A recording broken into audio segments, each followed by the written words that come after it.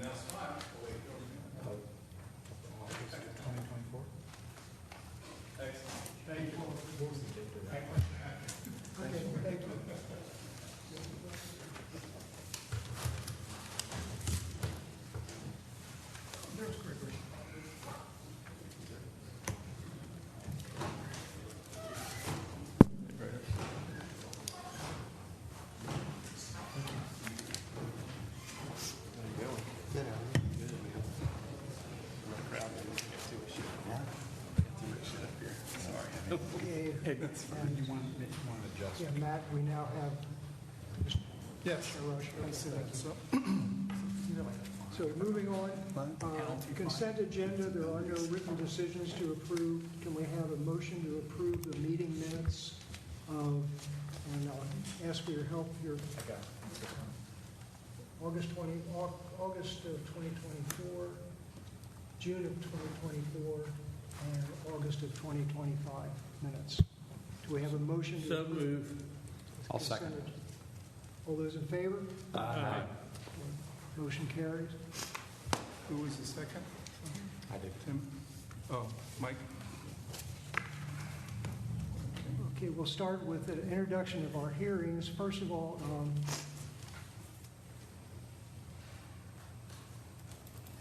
the Historic Preservation Commission is a public commission appointed by the City of New Bern's Board of Aldermen.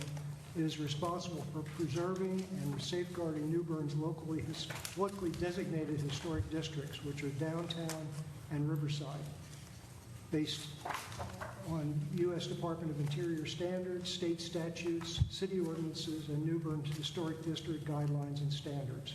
Two of the major tasks of the HPC include approving applications for a certificate of appropriateness and preventing demolition of historic structures due to neglect. The HPC holds a quasi-judicial hearing on an application for a certificate of appropriateness.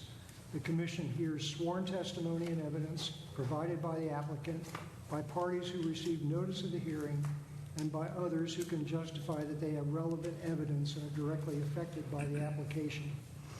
The Commission cannot consider comments based on personal likes or dislikes, hearsay, or personal opinion that cannot be directly related to specific historic guidelines.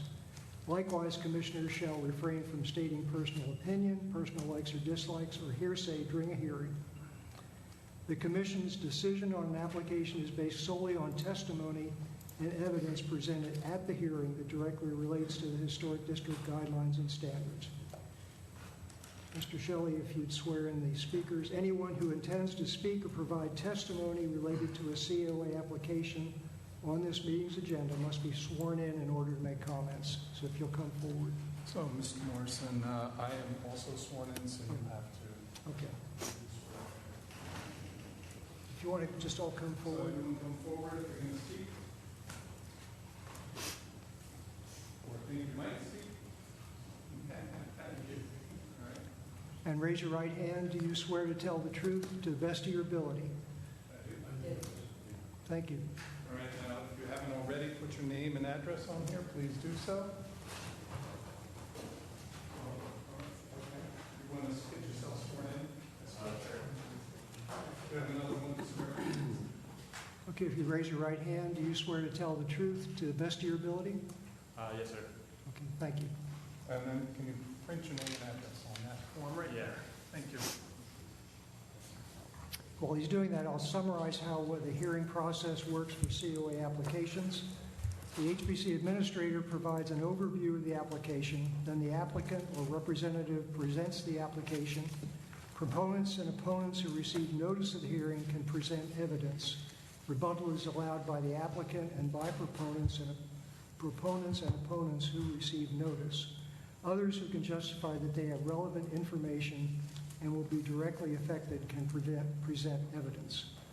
The HPC administrator presents the staff's findings and recommendations. The applicant then has the opportunity to make final comments on their application. Commissioners then discuss the evidence and may ask for clarification from the applicant or the presenters. The chairman calls for a motion to approve or deny the application with stated findings of fact. The motion is discussed by the commission. The chairman then calls for a vote on the motion by the commission, and a COA can be approved with conditions, or denied. With that, we'll move on to our first hearing for 500 Queen Street. Okay. We'll cruise through the minutes here.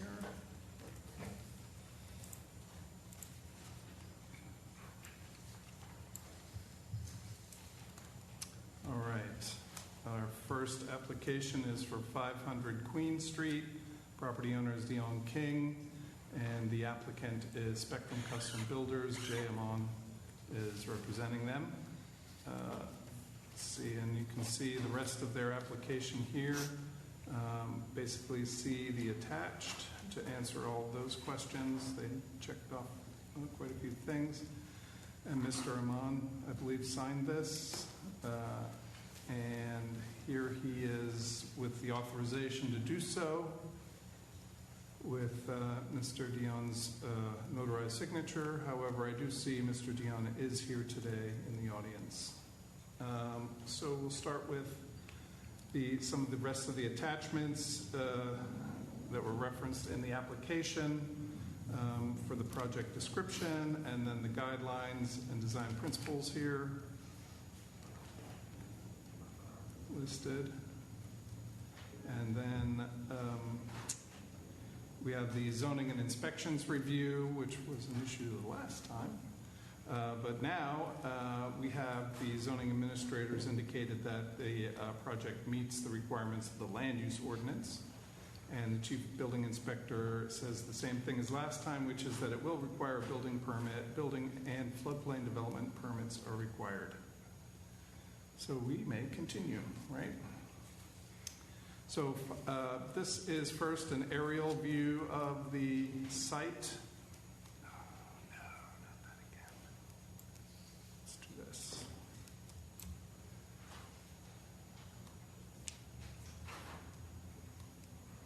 Okay. Aerial view of the site and for the application across where the truck is parked here, that is Pasteur Street, and then at the bottom here we have Queen Street, and then on the left side we actually have Cool Street, Cool Avenue, I forget, Cool. And around it we have in the immediate lower left, immediately adjacent to the property is the Rhone Hotel. Across the street we have a commercial building here on this corner.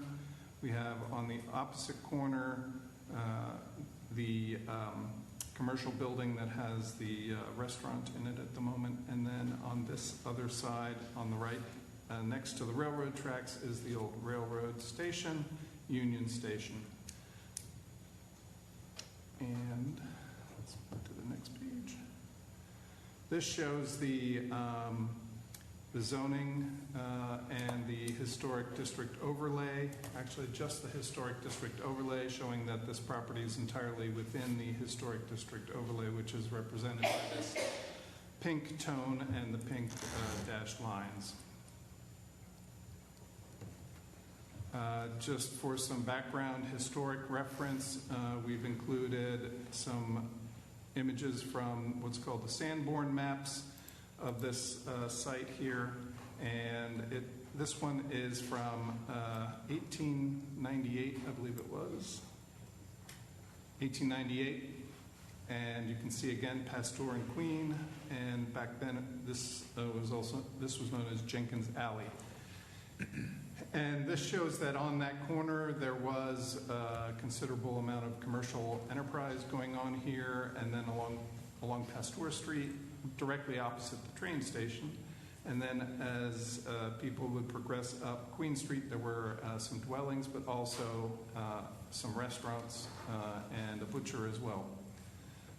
Across the street was a saloon, and on the corner, on the site itself, was a grocery store, a saloon, a pool hall, an office, a dwelling, a vacant store, and another dwelling, and a couple dwellings going up that way.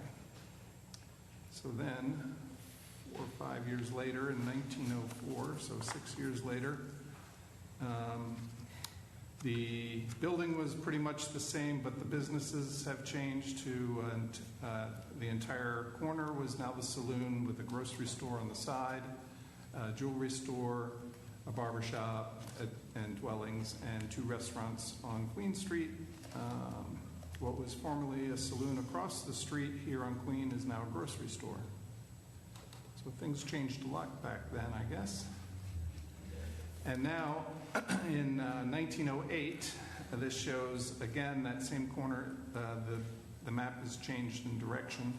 But again, still quite a few commercial properties. There was a boarding house now where there was one of the dwellings that was there before. And the Ebenezer Presbyterian Church is shown up here. The passenger station was a different one at the time in 1908. And the yellow color represents wood construction. So a red one, like this one over here, represents brick. And then up Queen Street, there were more businesses once you crossed Jerkins Alley, which is now Cool. That's a blow-up of that. There was even a police station in the middle of Pasteur, or off to the side of Pasteur Street there. Because this was, again, the main disembarking place in the city for guests and others who were travelers. So then in 1913, this is the last map before the Great Fire of 1922. Same kind of thing going on, except now the Union Station is there, constructed out of masonry, brick. And we have a blow up there. And then the 1922 fire. In 1924, and in 1922, that was in December. So like within a year and a half, this site was rebuilt with both the Rhone Hotel on the left and this U-shaped commercial building with the S represents stores. 1, 2, 3 across the bottom, 1, 2, 3, 4, 5, 6, 7, 8, plus a ironing and pressing business, and then across the back a packing room for the Cohen Goldman Company pants factory, which was on the second floor. Then by 1958, which is our next available image, 1958, shows that pants factory had taken over the entire thing, and it actually infilled the U shape with some concrete block construction there in the blue. And the rest is pretty much the same as it was. So that was there already in 1958. That building then was finally torn down, I think, in the 1970s. Maybe someone up here can confirm that or not, or the 80s? No? Okay. So now we have photographs of the context of the site. So make these bigger. So we're going this way. So on Queen Street and going up the left side and Pasteur on the right, this is our site with the Rhone Hotel in the background. Then progressing up Queen Street, this is looking directly into the site. Then looking along the sidewalk, looking at the streetscape along there, and then approaching Cool, and then turning along Cool and going past the Rhone Hotel, which is on the corner, the back corner of which is here on the right, and approaching these houses that are on the left. Then turning as we pass the Rhone Hotel and looking back into the site. And then at the back of the site along Cool and looking back towards the front of the site, back towards Queen Street. And here we see some of the other commercial buildings in the background. And then traversing across the back of the site. And here we see the Rhone Hotel prominently on the right, this tree, and then the commercial buildings across the street, or one of them. Again, looking back diagonally across the property. Then once getting to the sidewalk, looking up the street along Pasteur Street, from about where one of the driveways will be, I suppose, in the project. And then looking back towards the corner,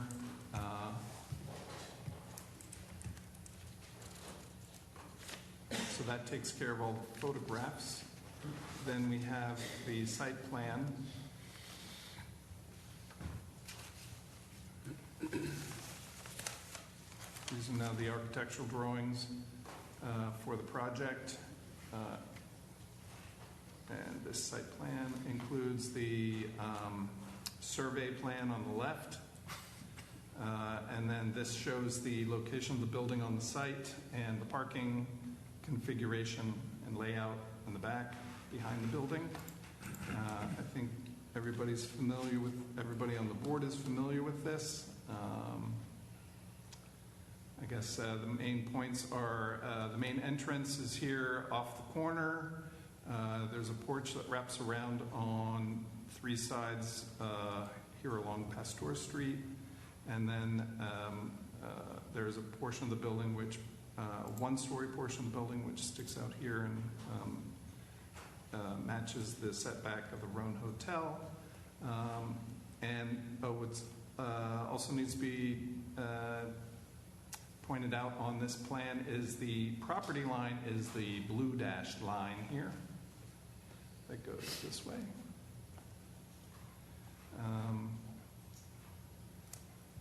And they also own the other parcel that's here with this thin long piece, and then it does a dog leg around the corner here to meet up back on Pasteur Street. But all of the project is on the main parcel. Let's see. Well, if anyone has any questions about all that, the setbacks have been delineated here on the right-hand side with regard to the requirements for the historic district, and they've been clarified and pointed out on the plans as well. So those, in staff's opinion, are compliant with the requirements. So let's make this a little smaller. This is now the first floor plan. Oops. There we go. Yeah. So we see in in this right corner is the entry, and the rest of this is outdoors up here, a porch around this side here. The rest of the building is indoors, except for this portion here is also an outdoor porch with a stairway to the second floor.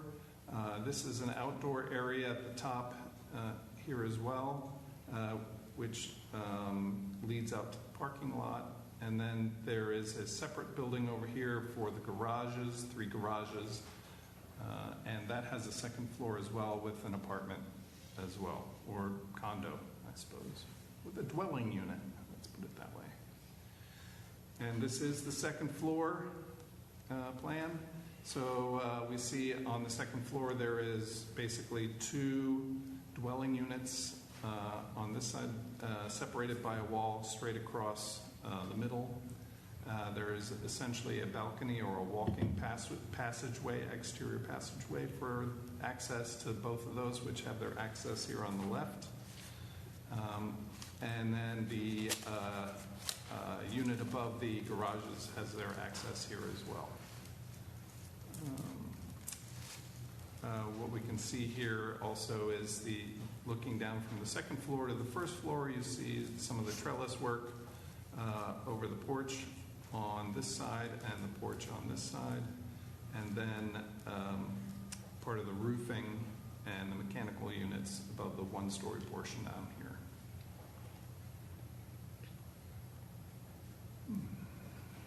And this being then the full-on roof plan, you can see the mechanical units. This is a flat roof on these two white areas are the flat roofs, whereas on the left-hand side, this is a pitched roof over here. And the flat roof has a parapet around all sides. So here now we get to the elevations where we see what that all starts to look like. So this is actually, on the top is the back, the portion that faces the parking areas. And so we have, you can see they both portray as 2 stories, and on the left it's the flat roof with a parapet, and on the right it's the sloping roof over the garage and the condo there. 3 garage doors. They show all the windows, and then on the bottom here is the front view along Queen Street. This is the one-story portion with its brick wall on the front and some windows. And then on the right we see one of the porches on the left, the entryway on the corner, and then the side view of the porch on the right. And again, you see the 2-story buildings on the back side, from their back side, or their front side, I suppose. The one on the right is the front, the one on the left is kind of the back side of the garages. Have individual doors for each garage, and then windows above that, centered above the doors. The next pair of elevations is then, the top one is the elevation facing Pasteur Street. And so we see then that side, or that porch along this side, and the various fenestrations here, the windows, and the entryway is this portion right here, and the side view of that front porch. Let's see. On the bottom view, we have then the view that's facing Cool Street or the Rhone Hotel, since this is a somewhat L-shaped building. So the garage on the left has the apartment slash condo above it with a window on that wall, and the brick wall facing the hotel has an exit door here. And then this shows that porch area underneath the access walkway for the 2nd-story entrances, which are shown here. All right. The next, these are sections through the building, usually not that important for us, but if we need them, we can look at them. There we go again, some more sections. Now, the couple things that sometimes become an issue are the details about the exterior materials, which show up more in these section details. So the construction is a slab on grade, and the exterior wall is shown here either with brick or with siding that will show up in a minute. Oh, wait, that was actually pointed out on the elevations, and we'll probably discuss that better when we see the renderings. So, and then a lot of other construction details. These are details of the handrails and the railings. So the handrail for the steps and the railings for the balconies or walkways, and also for their ramps, or ramp, sorry. They have one ramp out the back. These are details for the trash enclosure, and also on the bottom, the dumpster enclosure, and then the above is the detail for the privacy fence. So the privacy fence is shown here at 6 feet in height, maximum to the very top of the posts. And there's sections for those. Let me back up 1 second. So, oh yes, so they do show the section for the handrails and railing. Some details for the dumpster enclosure, including a plan view of that.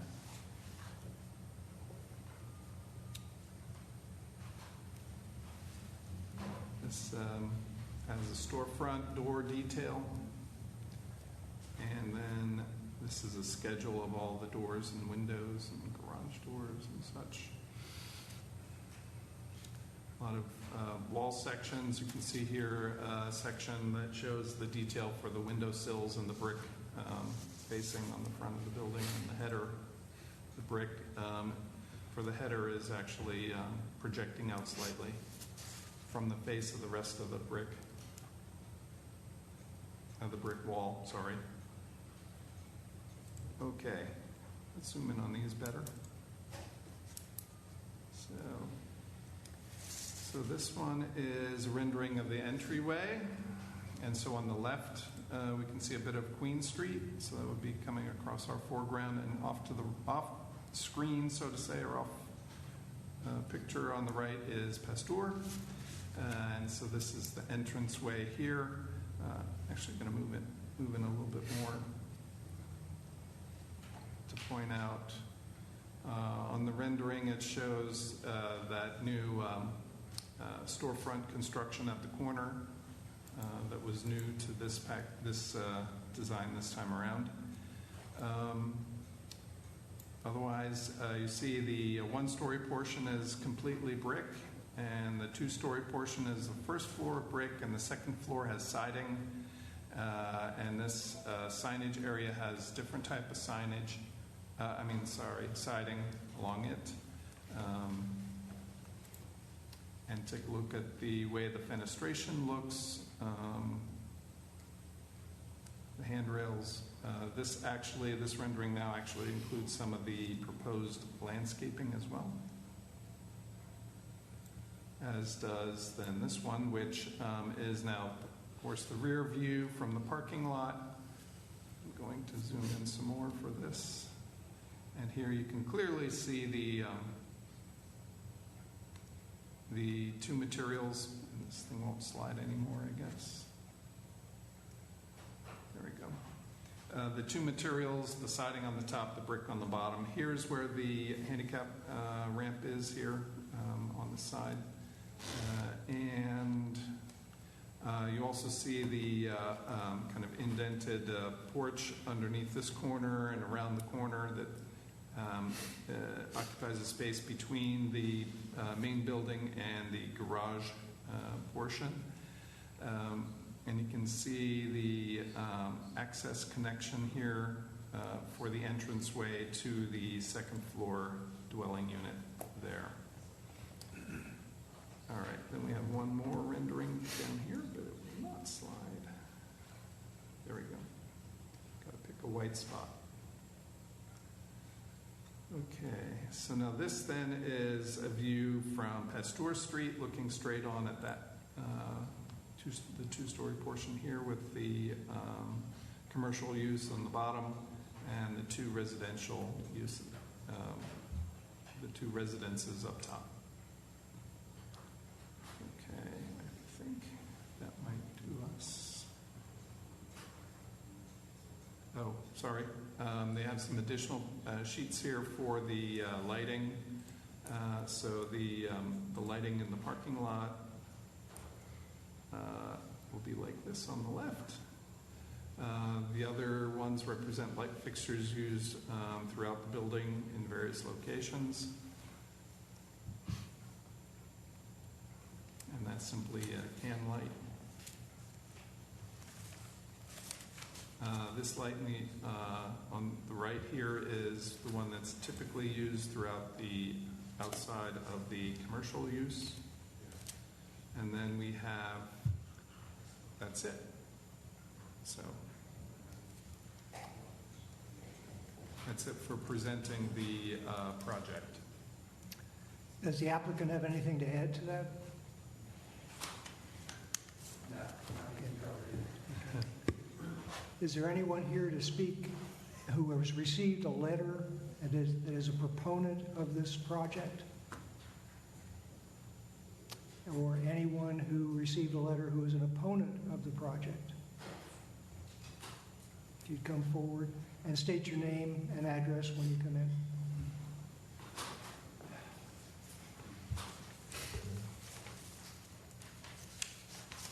Hi, my name is Christy West, 512 Queen Street. I own the Roan Hotel with my family. Sorry, I have a big book here.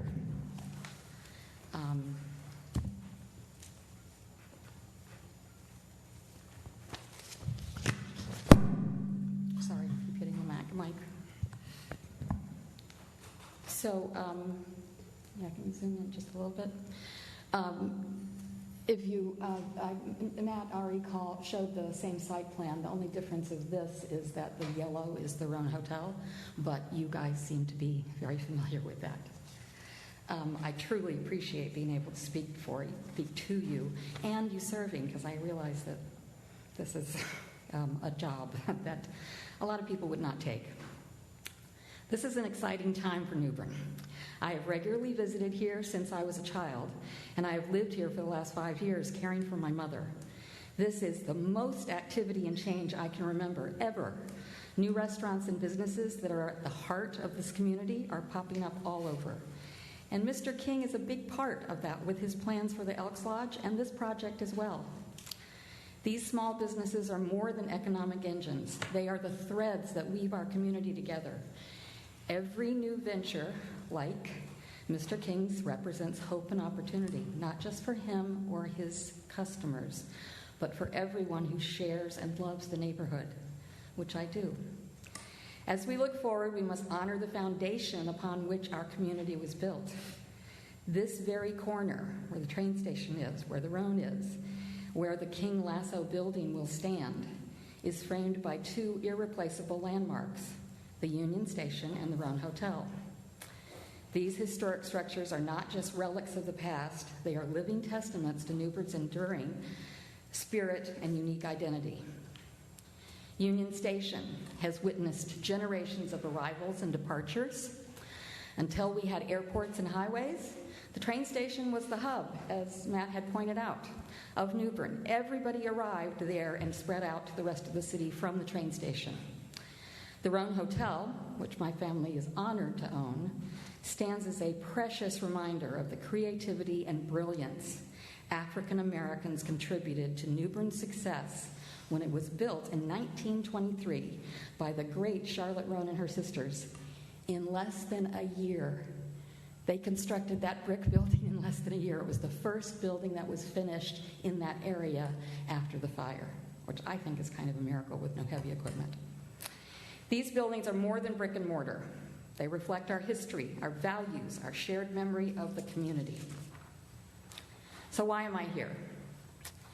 Section 2.1.2 of the Historic Preservation Commission's infill guidelines states, within the historic district where the development pattern may have been weakened by vacant lots, preference shall be given to the contributing structures when defining infill construction. In the current design, I see little, if any, preference given to the only 2 contributing buildings on either side of the infill project. Both Union Station and the Roan Hotel are important New Bern landmarks.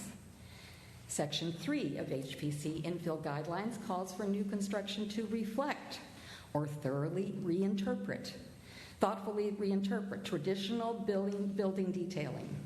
That is not a technicality. It is a principle that ensures each building,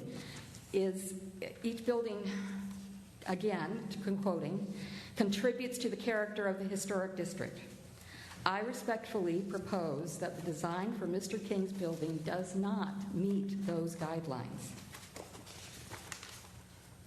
Key points to consider.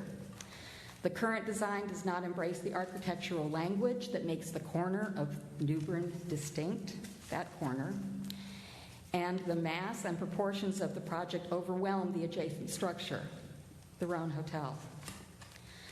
Number 2, the property will be majority hard surface parking, I think. How will that address the stormwater improvements that New Bern desperately needs and has planned soon? 3, the new driveway entrance to Cool Avenue will make an existing traffic problem worse.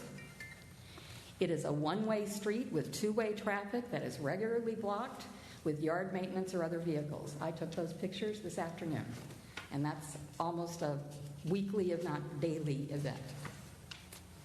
And most important, it does not give preference to the existing historic landmarks that have been standing for over 100 years. I just point out 3 things. So you've got the Union Station. I took their site map and added approximate representations of the buildings. So there's my Roan Hotel, our Roan Hotel in the red. On the left is there's a small pink house now. I don't know that it has a name, 811 Cool Avenue. And the Dutch house right behind in blue, that was built the same year that the Roan Hotel was. And I believe the same family has lived in it since the 1950s. And then, of course, the train station on the right. And the parking lot that I was mentioning before in the back there.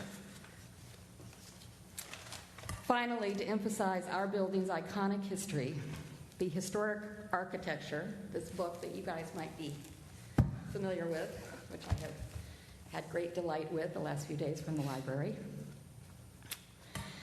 says that the Roan Hotel is significant as the city's first hotel built for and operated by blacks.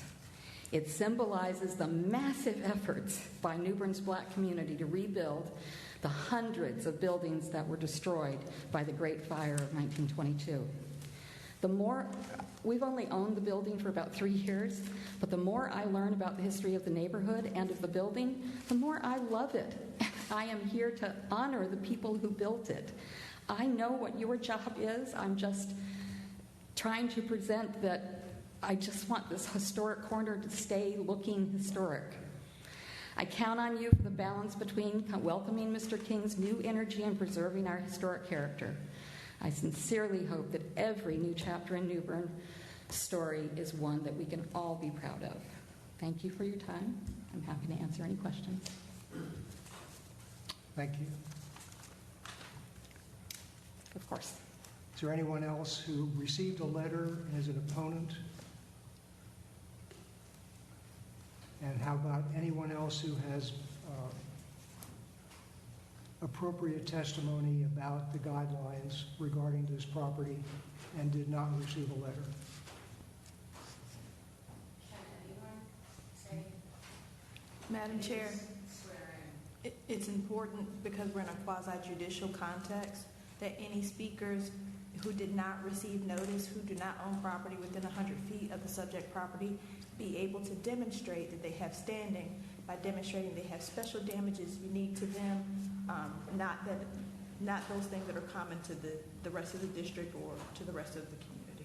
That was not the request of the chair, for the record. So if that was the request of the chair, I wouldn't have raised my hand. But if you're changing that request, I'm happy to refrain. Can you demonstrate that? No, that's not what you asked for, though. So if that's what you meant to ask for and didn't, I'm happy to refrain. If that's the requirement. That's what I'm asking for. Okay, thank you. Okay, with that,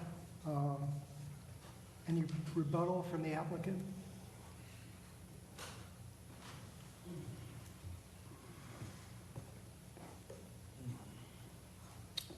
Howdy. to identify himself. Yep, if you give your name and address. Name is Dion King. Address is going to be 2115 Hidden Harbor Drive. Thank you. Please do not come take any signs out my yard.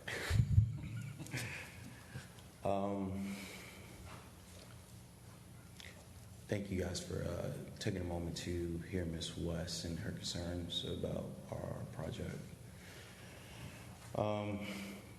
Yes, I do have a lot of projects. I've seen quite a list up there. A few of my projects that are actually going on. The Elks Building, the Bynum's Drug Store, that's also my project. The Penix, which I also own now. Even Union Station, which I'll be owning here within the next, couple of weeks. Ouch.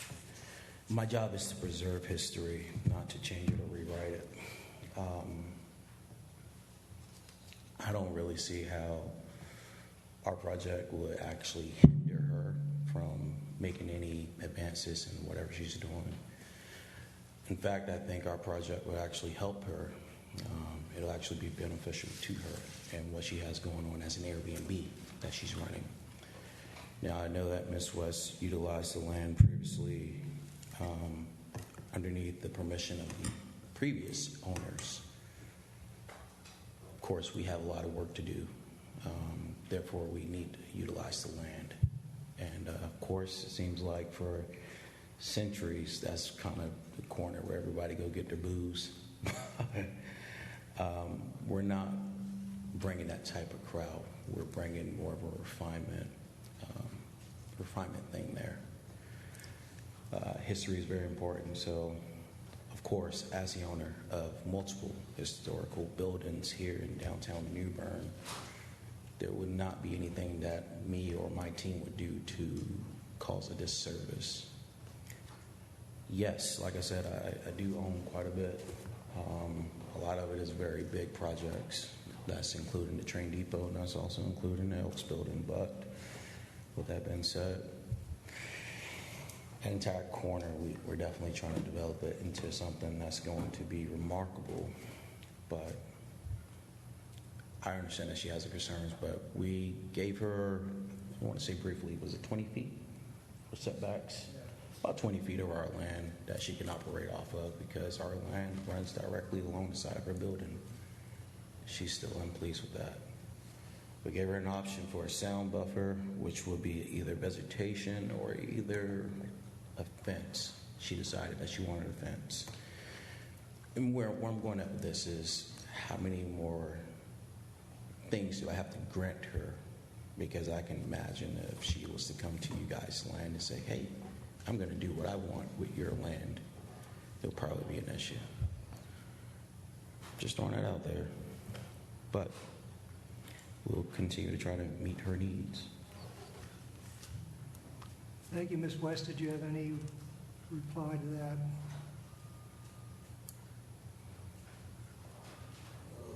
I do. I have a question for Mr. King. Yes, sir. Can you come back a second? So I think what the concern was not what kind of establishment or the noise. I think that her question was really talking about the architecture of the building and how it works within the context of the other buildings around. And I'm not sure you brushed on that, but you really didn't address that. No, granted. You guys gave us a guideline that we have to go by. I think, from my understanding, every material that we utilize that's including brick, or if it's vinyl, or if it's even hardy, which I don't think is hardy. It's not hardy. It's hardy? Okay, which is even hardy. These are things that's approved by you guys. So, now granted, we can't match every single material because a lot of it is non-existing anymore. But everything that we're doing, granted, I see that she's saying that it doesn't fit in. But is she going to say the same thing about the train depot when I get through with it? Possibly. We haven't seen plans for that. So I mean, we got a lot of stuff, but also there's a pink house right across the street, which belongs to Miss Kelly. She needs to know that person's name. But if it doesn't look old enough for it, and I'm sorry, but we're not going to turn the land into a park because she wants to. And that was her original plan. So we met the regulations on the materials that were needed or that was given to us, and we're playing this thing by the book. That's just the most simplest way I could put it. By the book, so we don't have any issues. Thank you. Yes, sir. Anything else?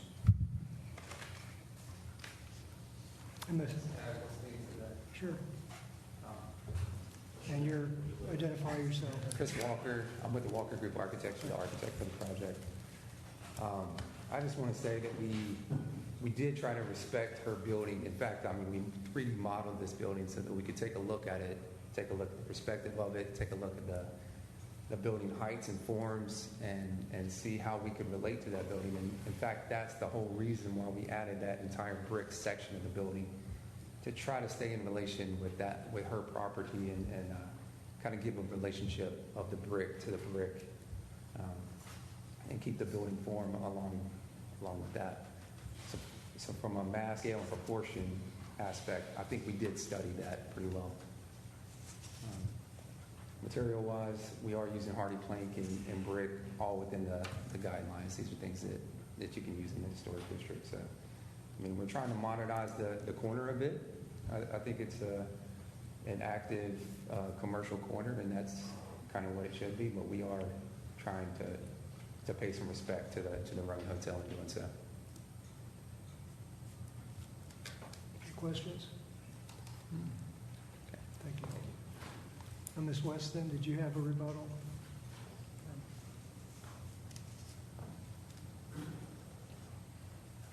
He received his Board of Adjustment permit. I accept reality.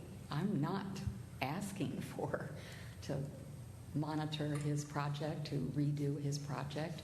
You, Chairman, spoke it exactly right. I gave up on on losing the trees, because he did make some concessions. We went from 5 feet to 15 feet to 20 feet from my building. That's pretty good.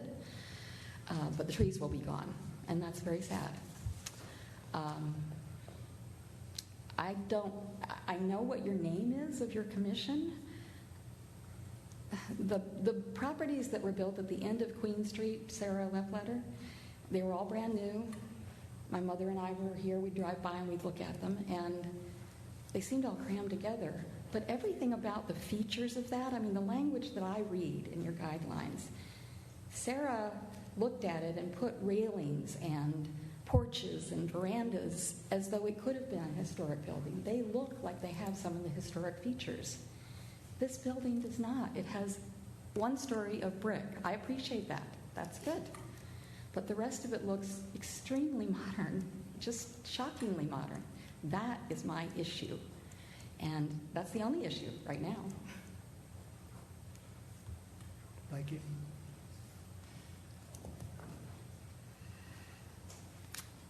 Thank you.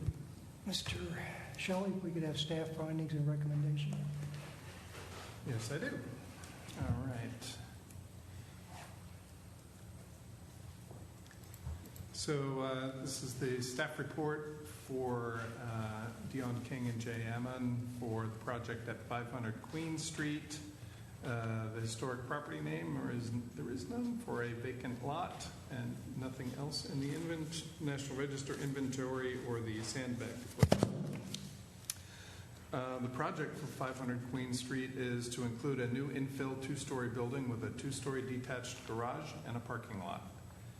Staff submits the following historic district design principles and standards, formerly known as guidelines, as appropriate to this application. For development pattern, it's 2.1.1, 2, and 3. For utilities, 2.3.1, 2, 3, and 6. For landscaping, 2.4.1, 2, 3, and 4. For fences and garden walls, 2.5.1 and 3. For accessory structures, 2.6.1. For parking, 2.7.2 and 5. For signage, 2.8.1, 2, 3, and 4. For design principles, 3.1.1, 2, 4, and 5. For infill construction, 3.4.1, 2, and 4. For foundations, 4.1.5. For walls, trim, and ornamentation, 4.2.4 and 5. Windows, doors, and openings, 4.3.2 and 3. Entrances, 4.4.4.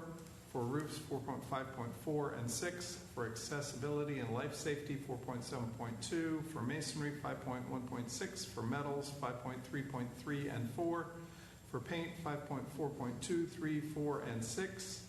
For contemporary materials, 5.5.1, 2, 3, 5, and 6. The statements of reason based on the information contained in the application and staff's judgment are: the application is an infill two-story building with a two-story detached garage and parking lot. The proposed design components and materials meet the requirements of the Historic District Design Principles and Standards. 3, the zoning administrator and the chief building official have reviewed this project and commented accordingly. And 4, the project is not incongruous with the Historic District Design Principles and Standards. So the HPC may want to consider the following conditions. Any changes agreed upon at the hearing or desired after approval are to be submitted by the applicant to the HPC staff for approval by staff or the HPC prior to the final inspection by the Building Inspections Division. That's the end of our staff report. All right, thank you. Have any final comments, the applicant? Excuse me. Okay. Given the scope of the project, I think we would be wise to use the COA evaluation worksheet, and we'll just go through briefly, maybe to prompt the discussion. For site and setting, the development pattern, placement of the structure, public open spaces, utilities, landscaping, fences, garden walls, placement of accessory structures, parking, signage. Any comments there from the commissioners? Anything you're concerned about or support?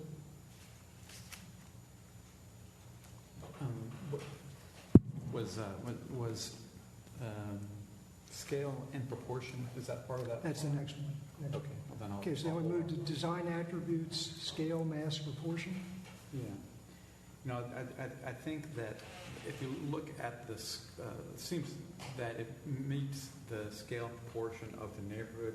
As was pointed out earlier on, there was a huge structure there in the past. Now this one is not anywhere near that size, but as far as sizing and scale proportion, I don't see any issue with that one in the standards. I concur. Yep. I concur. Thank you. Yeah, I mean, this is, it is new construction. It certainly is a more contemporary design. One of the things that we look at, kind of at the top of the list, is mass, scale, proportion, dimensions.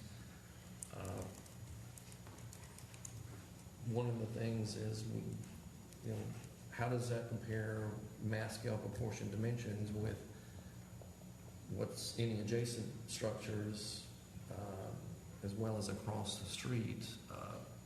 It's basically a two-story structure. The Rome Hotel is a two-story structure. One of the buildings on the corner across from Queen Street is a two-story structure. So, yes, it's a more contemporary design, but mass, scale, proportion, dimensions, I don't think it violates that. The setback from the Rome Hotel, the 20-foot setback, is certainly better than having it right on the property line close to the Rome Hotel. Any comments, further comments on that? Form or rhythm, texture or details? I think the setbacks are similar, like it lines up with the hotel and the brick structure. Also, the side outdoor eating reminds me of porches that are in the neighborhood on homes. So I think it's very inviting with the porches and the outdoor eating. I think that fits into the neighborhood well. Mr. Chairman, I would like to read without comment the design principle 3.1.5. Avoid creating a false sense of historical development. It is not appropriate to apply historic architectural styles to infill construction. Creative interpretation of traditional detailing and ornamentation is encouraged. I think, and no comment, that's one of the principles. I concur. Mr. Chair, could I add, it's definitely not a traditional I think a lot of us, perhaps personally, might like to see more of a traditional, but I think the contemporary design certainly meets what the commissioner just read, and I would add that on section 3.4, that an infill structure should reflect its time of design. The intent of New Bern Historic District guidelines is not to impose particular architectural styles, but to guide change that protects and contributes to the character of the district. Thank you. Moving on to design components, we have walls, trim, ornamentation, windows, doors, openings, entrances, roofs, decks and patio. There's no decks or patio. Accessibility, life safety. Any comments there? Materials, as commented, basically contemporary materials which are permitted on infill construction. Just only question I have, the hardy plank, is it smooth? It needs to be smooth hardy plank.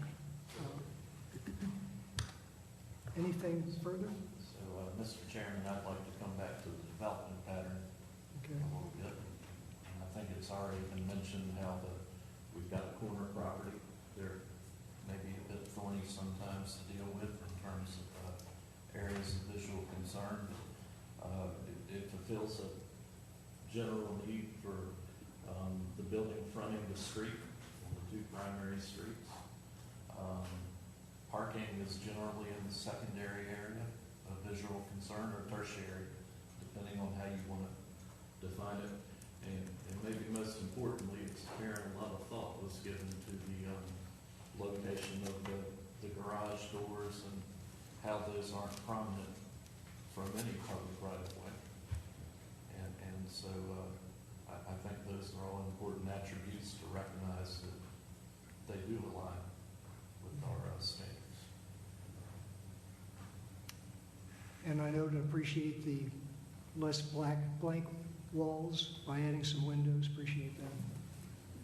Any further comments, questions? There were two comments concerning hard services, flooding, and traffic. We have to stick with our jurisdiction, which is preservation ordinance and the guidelines. We really don't have anything that addresses specifically traffic and hard services, flooding. There's really nothing in the guidelines for that, so we have no jurisdiction over those two things. If we're done, do we have a motion? I do want to say one more thing, Mr. Chair, if I could. I think at our design, and appreciate you guys coming to the design review so many times and going over this project, but the last time that we met, there was questions about the lighting and about setbacks, and it appears that both of those have been squared away. And I think the new entrance, we've talked about that at length as well, and I think that reflects appropriately too. I just wanted to note that those were our comments that have been addressed. All right, thank you. So is there a motion?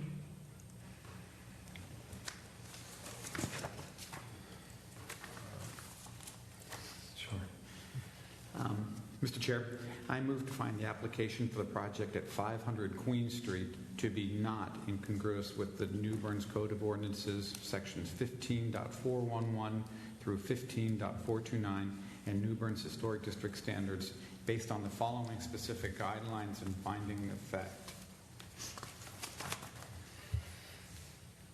Development patterns 2.1.1, 2.1.2, and 2.1.3. Utilities 2.3.1, 2.3.2, 2.3.3, and 2.3.6.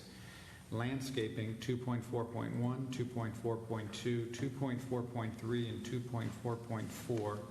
Fences and garden walls 2.5.1, 2.5.3. Accessory structures 2.6.1. Parking 2.7.2, 2.7.5. Signage 2.8.1, 2.8.2, 2.8.3, and 2.8.4. Design principles 3.1.1, 3.1.2, 3.1.4, 3.1.5.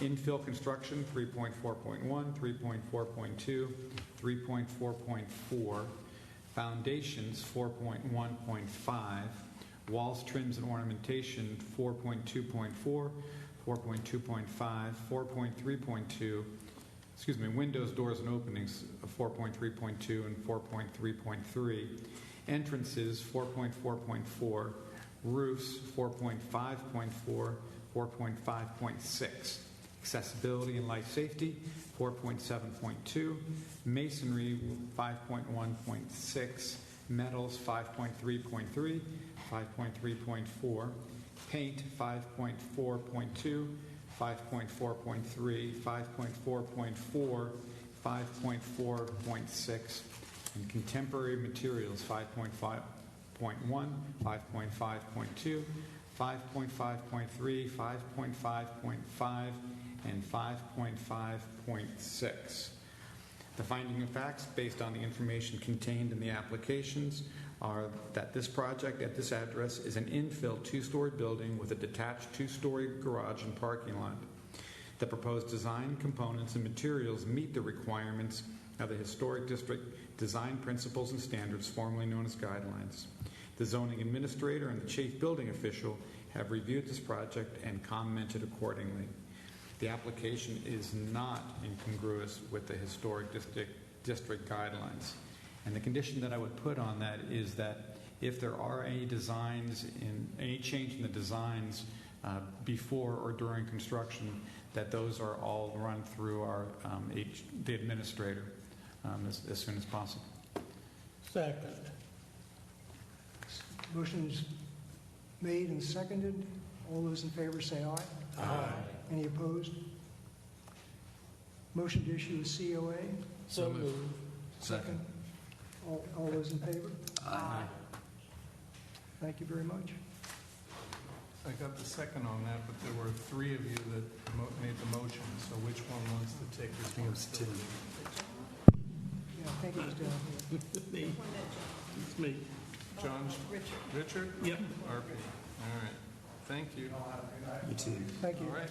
I kind of hate to say this, but I'll be seeing you all again.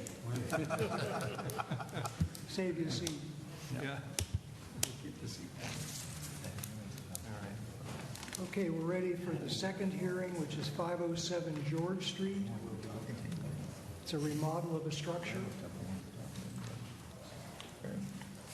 That was a very clear, nice, short, concise way of describing that one compared to mine. Yeah. All right, so this is the application for 507 George Street for the property owner CD's Ventures LLC. It provided some description here in section 1, or number 2.1, number 2.2, and then with the guidelines or standards, and section 2.3, some of the materials. Made some appropriate check marks and is assigned by the owner, Mr. Gratz. And he also provided a separate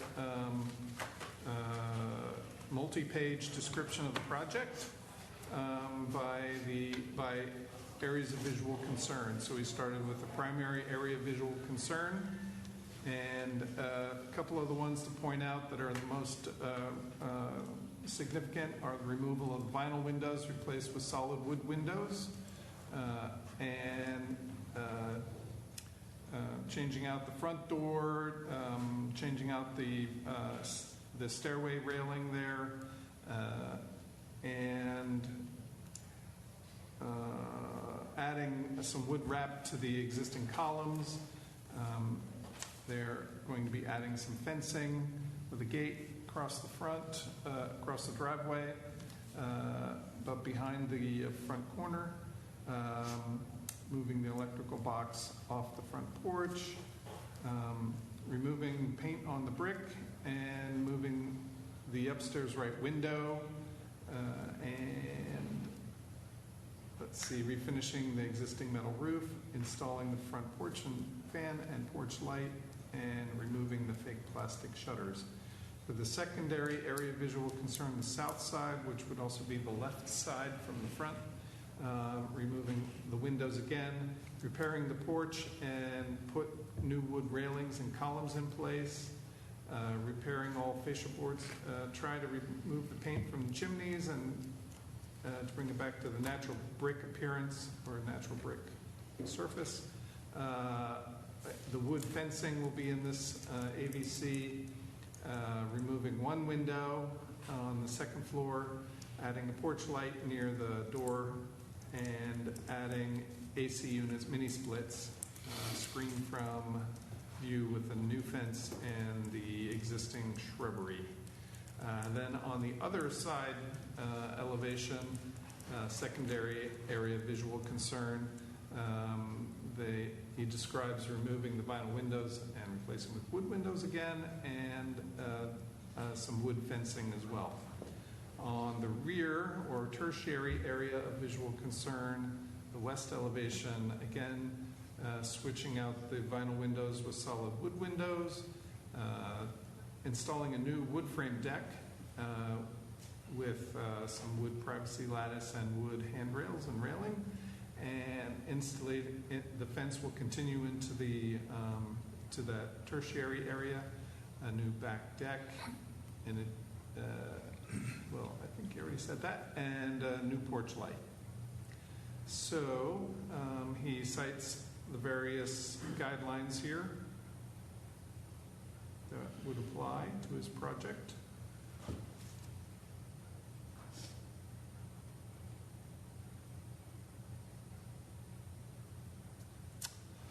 And we have the Z&I form here.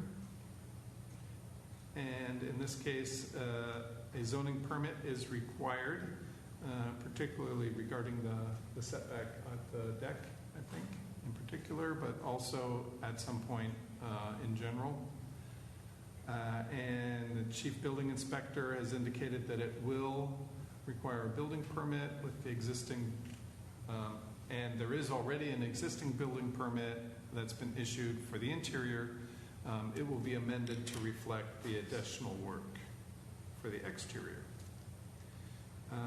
We provide here an aerial view of the site and its surroundings.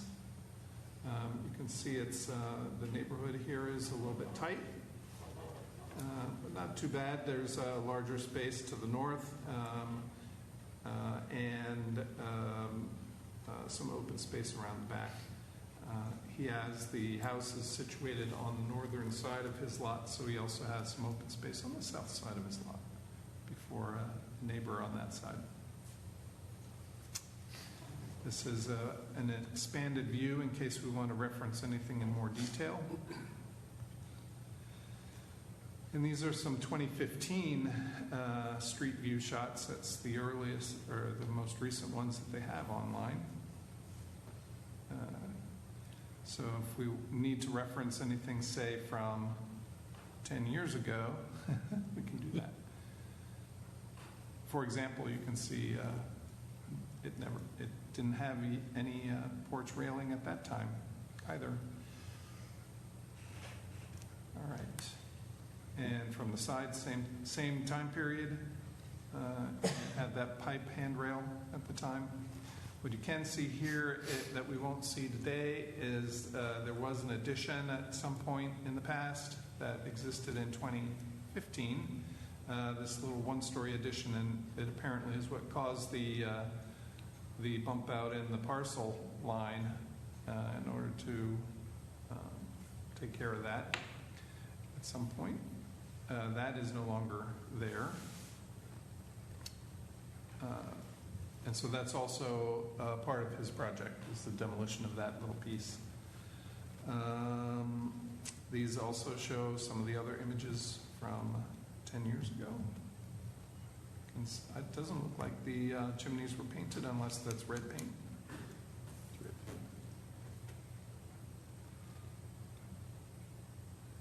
And now this is more recent from the applicant, has provided these photographs. So this was not too long ago, a couple weeks ago maybe.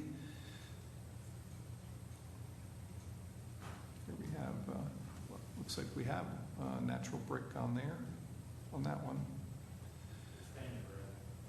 painted red, but you can still see the joints. Okay, good to know. All right, and so on this photo, to note a couple things. One is this window on the second floor. He's proposing to close that window in and cover it with siding.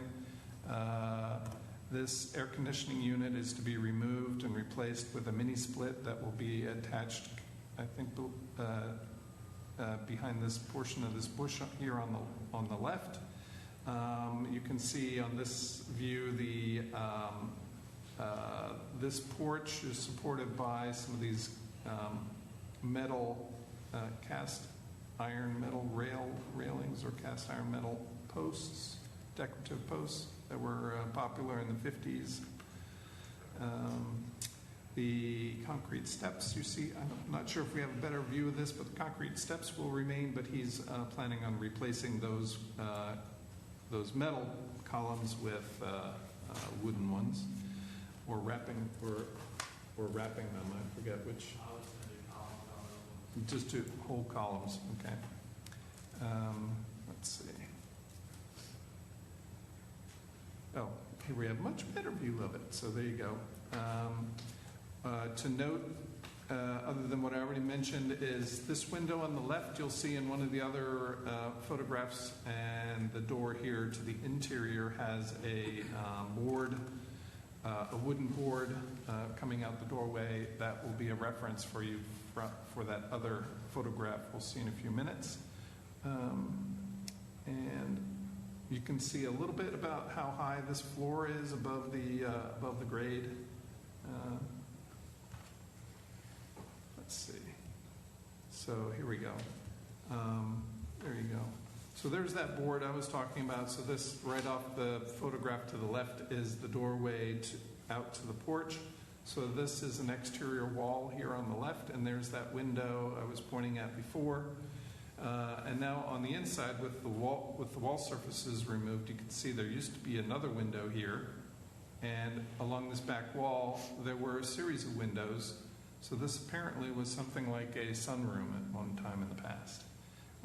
He intends to keep this as a sunroom, correct? Yeah, but I only have 2 windows in there. Yeah. Okay, and the doorway. So these will be rearranged, I believe. We'll see that on the elevation. And this is where, this big opening here is where that addition had been and has been removed. And so this is a blank slate, so to say, in terms of what to do with that. Let's see, so now this is the back view. So we have that porch on the right, a boarded up door here, or window, and then that window I was mentioning and that doorway here as well. These steps will be removed because he's going to be building a deck out here. And then also to note here is the second floor window. This is another interior view as we're rotating around, and we can see a boarded up window on this side. I think it will be liberated in his efforts. So here we see there's that boarded up window I just mentioned. This is the opening from the removal of the addition. And then we have 3 other windows on the main house on this side that have been boarded up.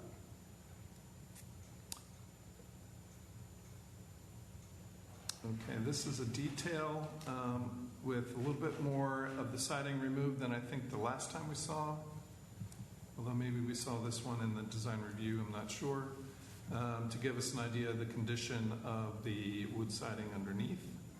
And you can see this is the strip from the aluminum siding and some remaining pieces of aluminum siding here that were over top of all this until recently. And now we can see how the brick chimney is painted red. All right. He's also provided a new aerial site plan that shows the full site and the location location in the brown line is the location of the fence. You see it starts behind the front face of the front of the house, goes all the way around, and then to this corner of the new deck. He's also indicated that the deck has been cut back, the corner's been cut back to create a 6-foot distance between the closest corner and the edge of the deck.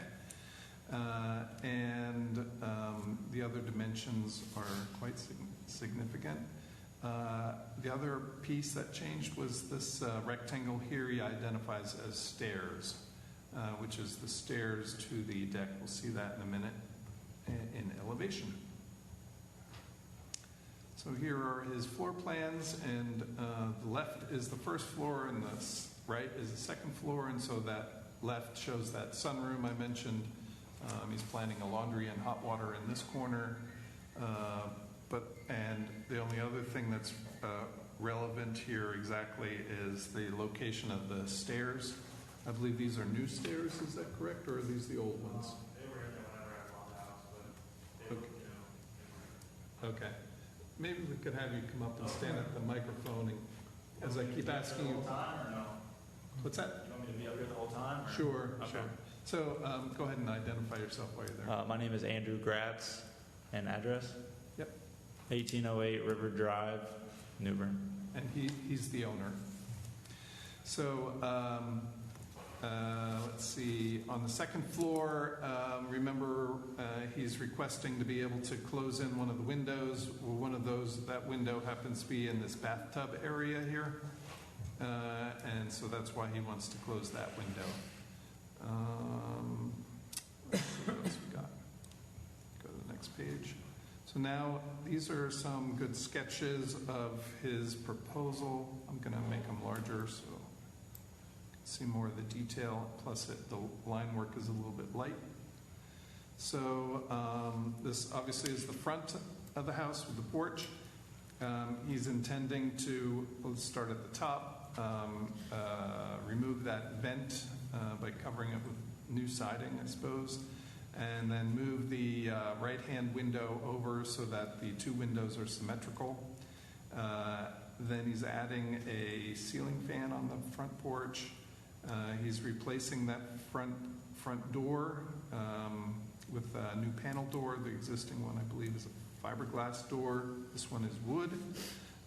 He's adding new wood railing for 3 sides of the porch, and then wood handrail for the steps. I forgot to mention the current round columns are to be encased in wood. You're still planning on doing that, right? Yeah, I want to see kind of the condition of them whenever I start removing the paint off the front, and if they're savable, I'll keep them, but if they're not, I was planning on wrapping them. So And even though the sketch doesn't quite show it like that, you're planning on them being somewhat the tapered kind of design where the bottom is wider than the top? Yeah, okay. If I had to do the columns, yeah. These corner piers and the pier for this other column, those are all existing, including this, what you show as a red cap to those, correct? Yeah, those are existing. Those are brick, and then underneath it is cinder block. So I just, whenever I take the paint off, it'll show the brick. So yeah. Okay. And then we also see on the left the new fence that he's proposing. All right. The rest remains, such as the upper left window, the lower left window, the retaining wall, and such. That all remains. The steps. Okay, so the left side, this means that on the right we see the front porch from the side. And then as we progress from right to left, the one window that he wants to close in would be this one right here, which obviously is not shown anymore. Okay, so the existing air conditioning unit is here, and they want to create a new crawl space access there since they have the hole there anyway. but the unit will be gone. And then the new air conditioning units will actually be in front of the front chimney, not the back one, as I indicated earlier, or in front of this window, as I indicated earlier. Let's see, and then towards the left, we see the railing around the side porch, which then extends onto the deck around the back. And here we see the side view of the new steps out back from the deck out back. There's also a porch light here for the porch, and it doesn't show as well, but this is actually the roof over the existing roof over the existing porch, and then the new wood columns that we were just talking about instead of the metal ones. Might be a little proportion problem to the sketch, but you get the idea. All right. Next is the back. And so on this one, I guess we can start at the top. There is only one window on the back.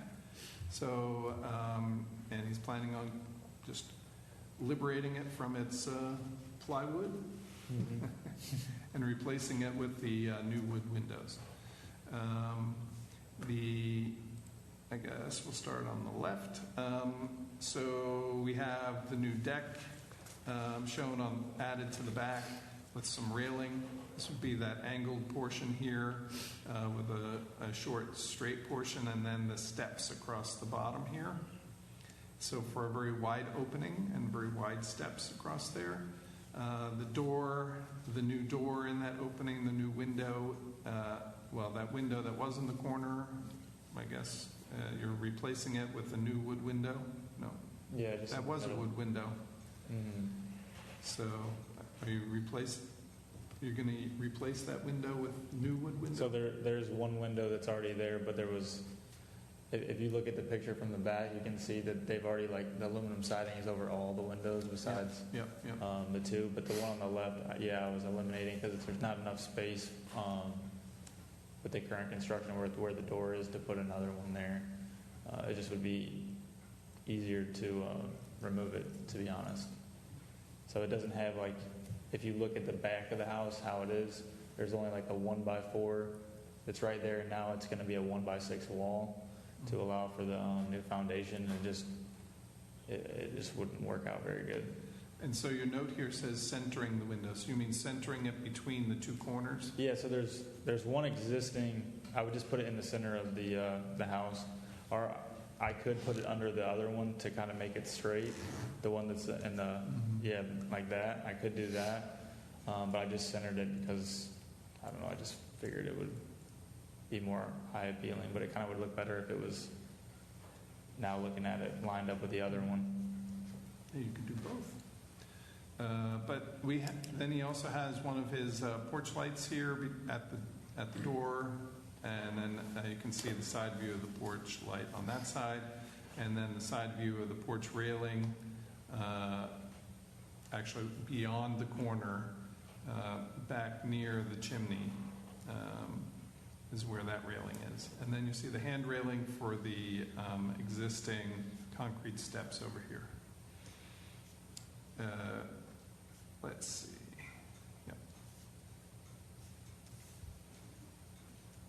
Then the other side, the right side or the north side, you see the front porch on the left, and here you see the hand railing for the front porch, the railing for the porch, the fan, the light, and then all three windows here are in the same location, just replacing the vinyl windows with wood windows, and then that other window here at the bottom. The opening for the addition has just been covered over with siding. And here we see the back porch where it comes out and has an angled piece, right? And underneath the floor, underneath the porch is this lattice work. And then the fence way in the background is shown here in the background. Let's see.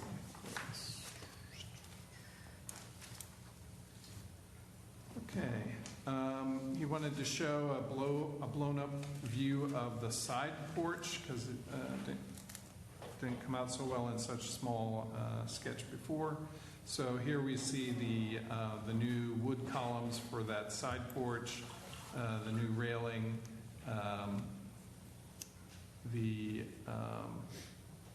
porch light for the back, something of centering of the window here on this side, the new back door, and the porch light here as well. And then you get a little bit a lot closer up view of the back deck with the lattice work underneath it. All right. Here he has some details of the fencing. So a maximum of 6 feet in height. And the railing for the porches, and the deck shows the top board, 2x4 sides, 2x4 sideways, another 2x4 sideways on the bottom with 3-inch spacing. And then a window example. So that's the wood window he's planning on using. And the ceiling fan and the porch lights. And then we're ready with our staff report.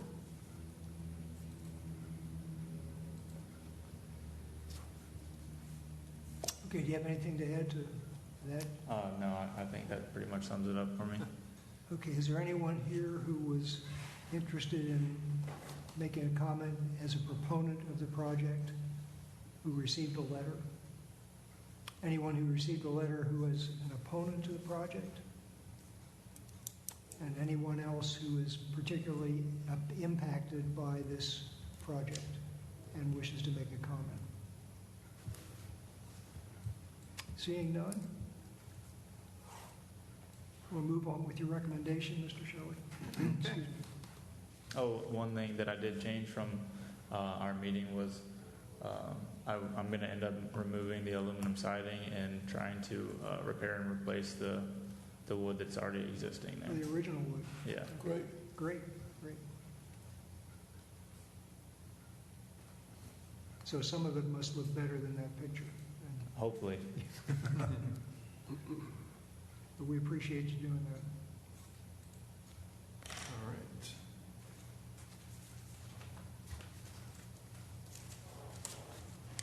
All right. Sorry, got a little carried away there. All right. So this is the staff report.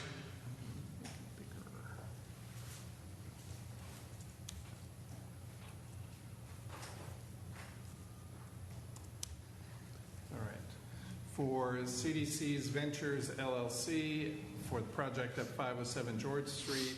It is, its historic property name is the Smith House.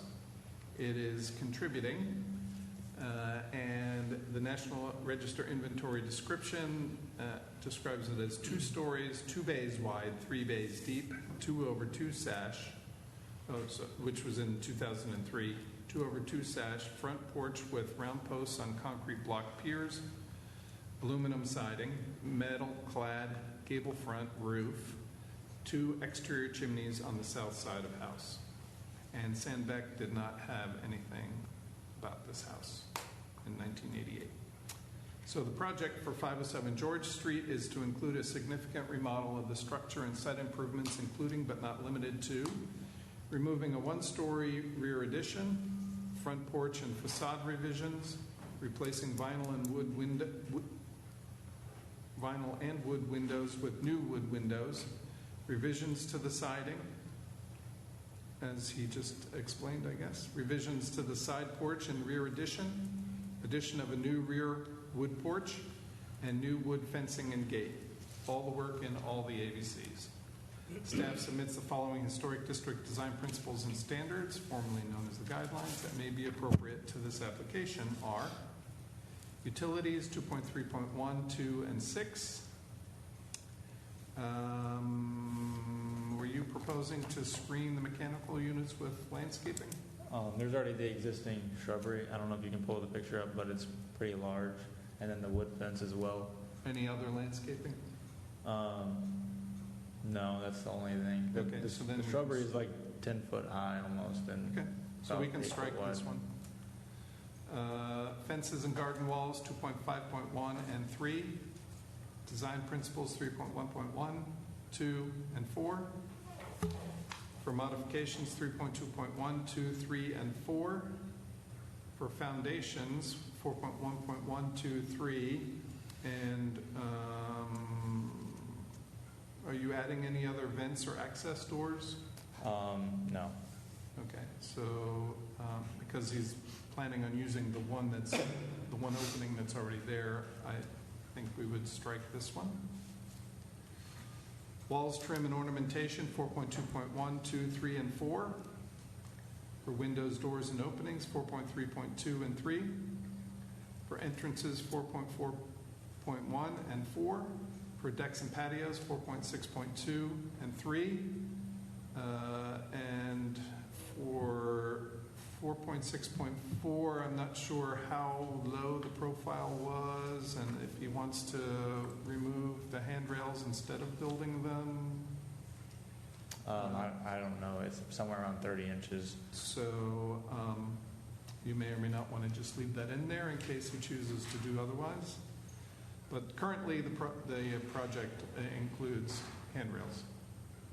So masonry 5.1.1, 2, 3, 4, 5, and 6. For wood 5.2.1 and 2. For paint 5.4.1, 2, 3, 4, 6, and 8.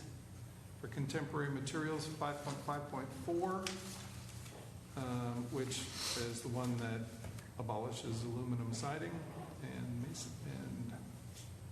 those kinds of materials. Masonry maintenance, 6.1.1, 2, 3, and 4. For wood maintenance, 6.1.5, 6, and 7. For metal maintenance, 6.1.9 and 10. For paint maintenance, 6.1.11, 12, and 13. And prevention and demolition by neglect, 6.2.2, 3, 4, and 5.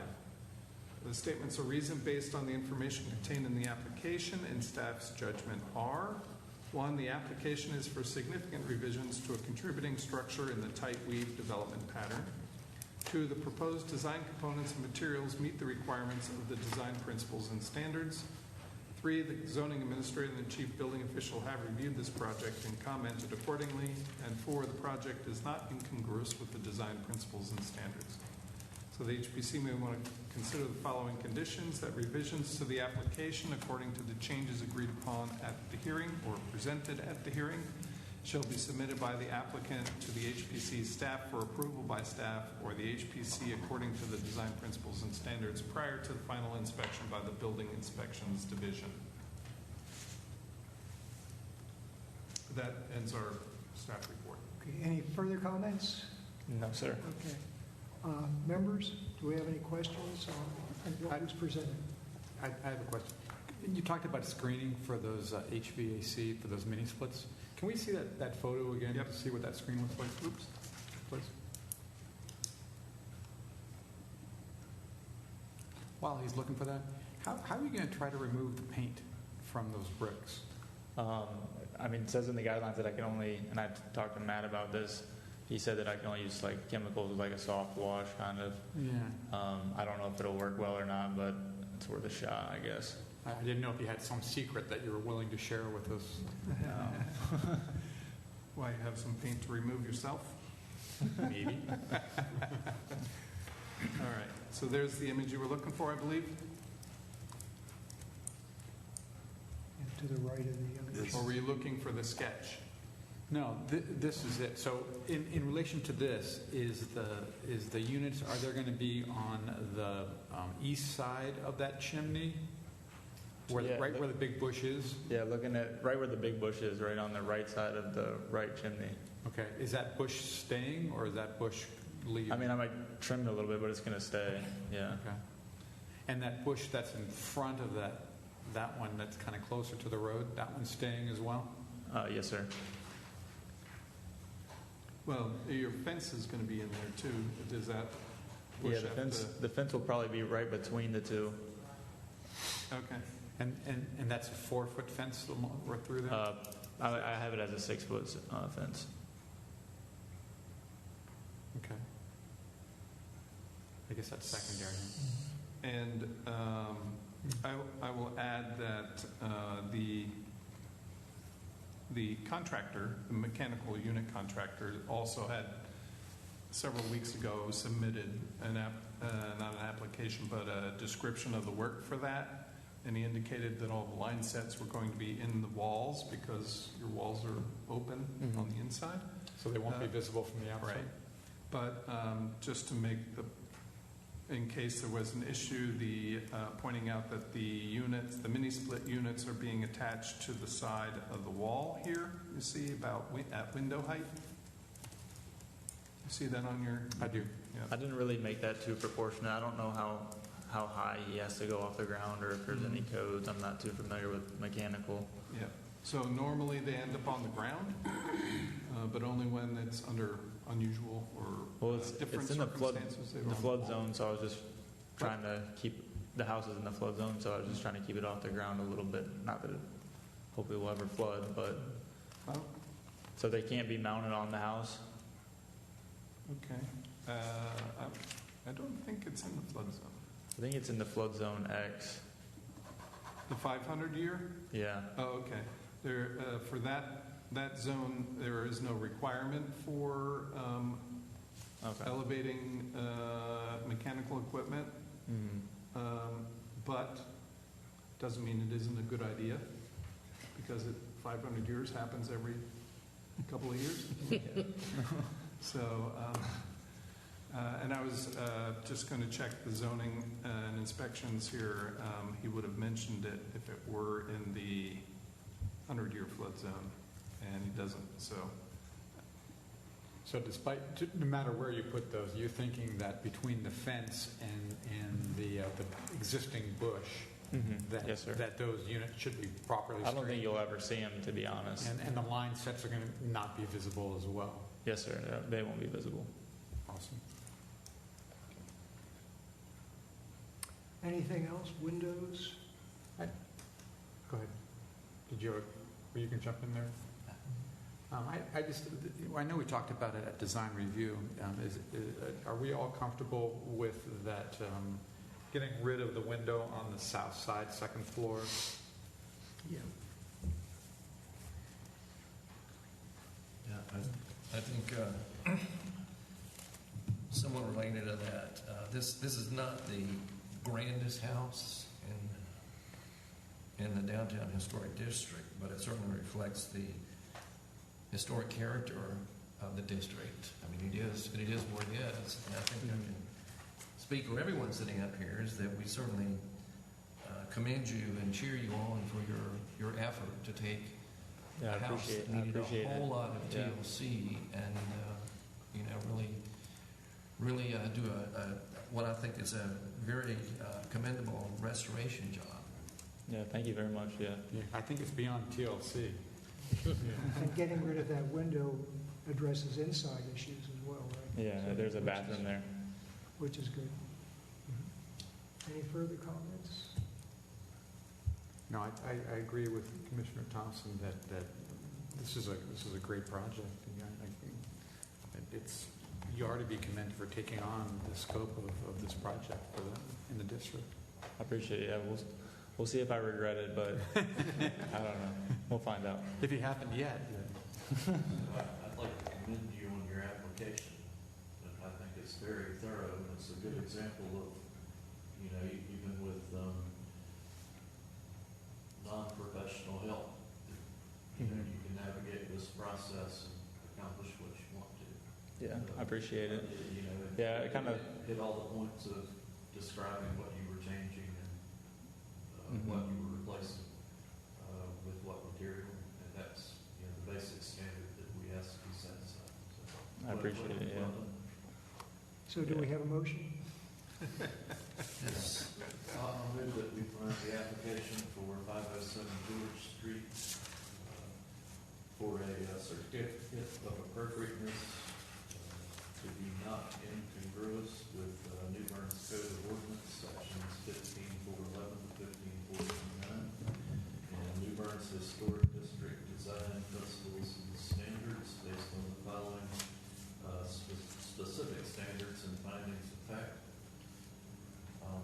And I'm going to intentionally leave out some of these references, just in case you're following me closely. But utilities, 2.3.6. Fences and garden walls, 2.5.1 and 3. Design principles, 3.1.1, 2 and 4. Modifications, 3.2.1, 2, 3, and 4. Foundations, 4.1.1, 2, and 3. Wall string and ornamentation, 4.2.1, 2, and 4. Windows, doors, and openings, 4.3.2, 3. Entrances, 4.4.1 and 4. Decks and patios, 4.6.2, 3, and 4. Masonry, 5.1.1, 2, 3, and 4. Wood, 5.2.1 and 2. Paint, 5.4.1, 2, 3, and 4. Masonry maintenance, 6.1.1 and 2. 5, 6, and 7. And then prevention of demolition by neglect, 6.2.2, 3, 4, and 5. Findings of fact being that the application is for significant modifications to a contributing structure in the type we development pattern. The proposed design components and materials meet the requirements of the design principles and standards. The zoning administrator and chief building official have reviewed the project and commented accordingly. And the project is not incongruous with design principles and standards. Is there a second? I'll second. All those in favor? Aye. Any opposed? Motion to issue a COA? So move. Second. All those in favor? Aye. Okay. Awesome. Appreciate it. Thank you very much. Yep, thank you. Am I good to go? Yeah. All right, cool. Okay, thank you. Thank you very much. You got work to do. Can we take a 10-minute break right now? You gotta wait till I give you the COA though, Like today? in the next few days. Oh, okay. So I can't work on the outside tomorrow. Not yet. Okay. All right. I'll wait. Wait this long. Been a request we take a 10-minute break if we could do that now. All right. So we'll come back at 7. Do you need a 7:20. motion and a Say, second? so moved. Wait, what? So moved by Mike Yeah. Second? and who? I'll second. Jim Morrison's going to second it. All right. All those in favor, say aye. Aye. Opposed?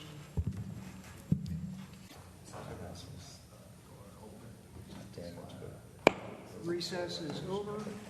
We'll resume the hearing. With that, the next item is 1409 Pasteur Street, a new screened porch in the rear area, tertiary area. All right. Here we have our application for 1409 North Pasteur Street. The owner is Blair Kaufman, and this shows the application includes a description, the guidelines, and an addendum for the materials. He's indicated he's included a floor plan, and the owner has signed the application. Hold on.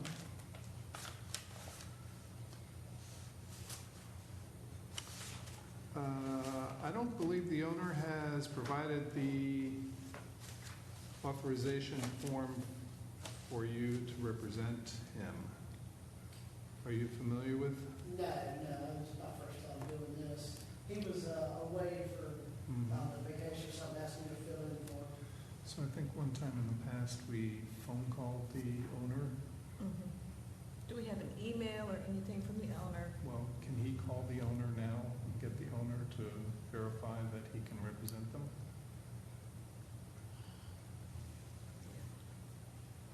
So you're going to have to call the owner right now. I'll try. We could possibly delay this one and... Yeah, let's go to and- 712. Yeah, go to the next one, and then we'll come back to this one, if you're able to get a hold of that one. Yeah, I tried to call him earlier. Yeah, He didn't answer, so I'll just, yeah. okay. I'll try to reach out to him, if not, and I'll just take off. Is there another way we can do this, so we can get this process rolling or anything? Well, it'll be next month. You can do this again. Okay. So, Mr. Chair, the best course of action, if the representative is able to contact the owner, if the owner has email capability wherever they happen to be, if they can email staff, something indicating that this gentleman is authorized to represent them, we can have something in the file. Would a text be okay, Counselor? It's still It's a writing, but we need to have some formalized communication from the owner. Phone call's not going to work, right? If it's possible to get some written communication, that would be preferred. Why can't we just go see what I prove can it? do. I understand the name or something, I don't know. Why does the owner have to be here? I think it's going to be a waste of time trying to get all of them. Maybe we don't have any questions. And if not, I'll see you guys next month. Yes, sir. That's a good point. Yep. Fair enough? Yep. Can you, If so, let's have a So we'll need to motion continue to this then. continue. Is the only reason that we need the owner here or a representative to answer questions? No, sir. In order to move forward with an application, we have to have authorization from the owner to have someone else represent their interests if that person does not have a financial interest or an ownership interest in that property. So as you've seen with other applications, there's often an owner's authorization form that we have property owners to execute and notarize so that we can include that, so that we know that the person speaking can actually have the authority to bind the property. Otherwise, we don't have anything in the record to suggest that. Yeah, and I understand that. I just Because he's was giving wondering- testimony. It was just if He's there, giving testimony, so we have to That's know right. he's if there were no questions, does he have to be present to give testimony? We do Yes. require an applicant or their representative to be present. I just know some construction questions is mainly why he wanted me here, because I am. Sir, if you want to come to the microphone so we can capture what you're saying. If you wouldn't There mind were just... some construction questions or something, and that's why he wanted me here, because I'm the contractor. Yes, right. Then the other thing is, in 2 weeks, there's an informal meeting where you can also answer maybe some of those construction questions in preparation for the meeting, again, in 4 weeks. Perfect. Yeah, that's held on First Avenue at Design Development Services, Right. if you're the old gym Yes, on the left. okay. And we can't take any action there, but we can exchange with you. Okay, awesome, yeah, we'll see about that, and I'll contact and see if we can get something going, and Okay. I do know that I did also try to contact the owner once or twice about some of the issues that had come up, and he hadn't responded. that's right. Yeah, I called him twice today, so I think he might just be where he's at. On vacation. Yeah. Me waiting a month don't hurt my feelings. I'm so backed up with work right now. So that's all good with me. So All I'm right. gonna try to call him, but y'all move forward and probably won't get a hold of him. Okay, we will then probably continue this to next month. Do we need a motion? well, Motion. let's see if he gets a hold of it first. I'll try to call him, but I'll be willing to bet. Like I said, I've reached out to him twice and haven't had Let's any move success. forward Yeah. and Well, let's All right, we'll move to the next If I come application. back, I'll have him on the phone. Yeah. Okay. Okay? that'd be awesome. Thanks, Thank you. So let's go to 712 Pollock Street. This is an amendment to an approved COA to change the design of garage doors from 3 doors to 2, and one being a large door.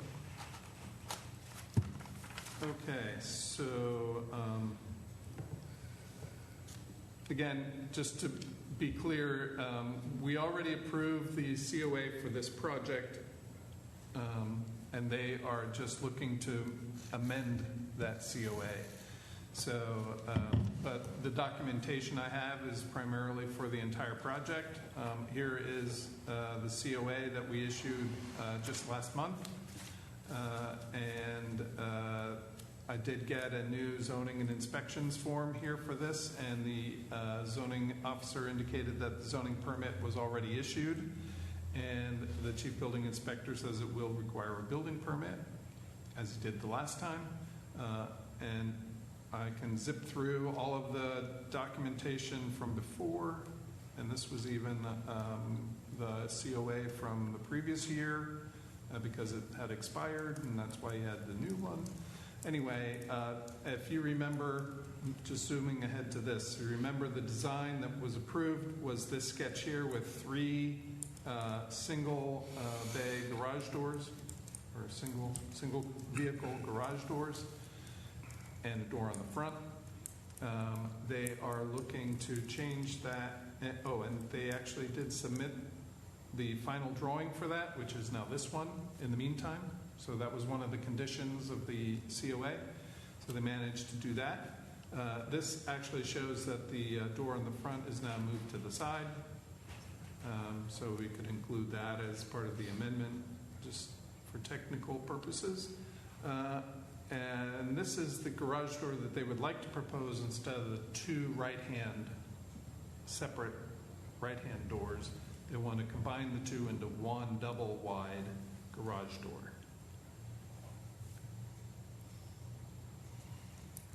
And just a detail at the middle of the door. And then I have a staff report if you're ready for that. You have the drawing, the architectural drawings. The ones from last time? It was a newer set. You were pretty excited about it. It's shown This 1 car and then a 2 car. I did not see that. I only saw this architectural drawing. But effectively, it would be changing these 2 into 1.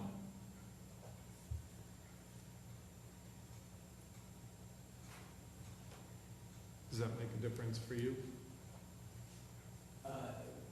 Well, Sir, if you want to come up to the microphone, please, and introduce yourself. Paul Hanlon, 712 Pollock. And he's the owner. I'm the owner. I sent this to you showing the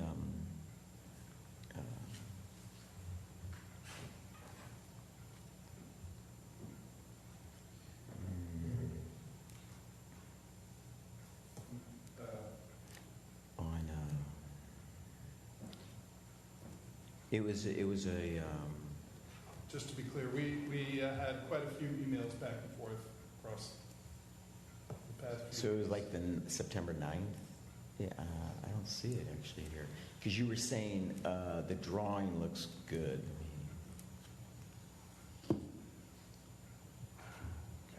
August 26th.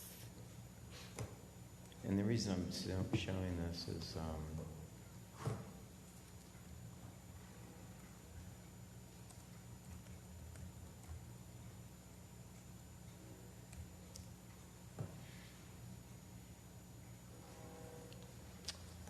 I can't see it on my phone.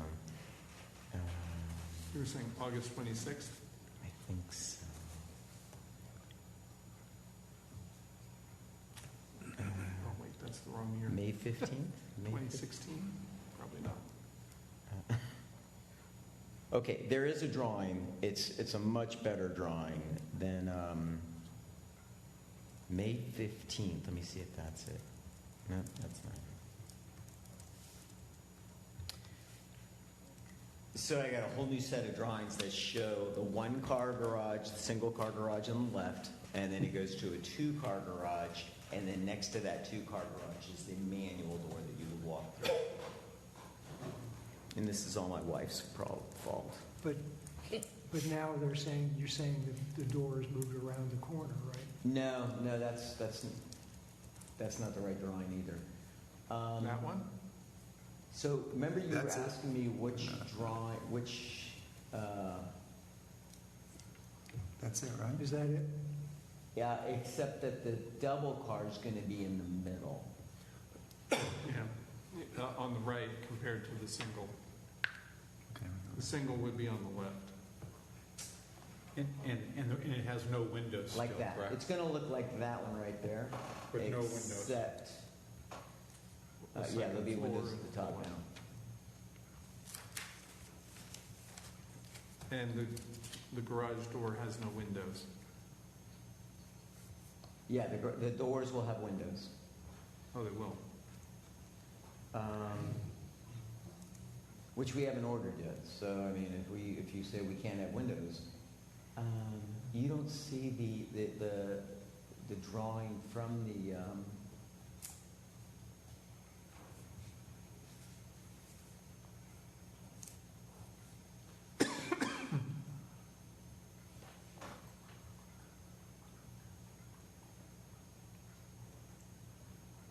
so I had sent you and you said, okay, which door? That's right, yeah. Mm-hmm. And then I responded saying which door it would be. Yes, and that was the one that I just put up there. And then it was, you don't have the drawing though, huh? Let's see. All right, let me go with all the emails from you.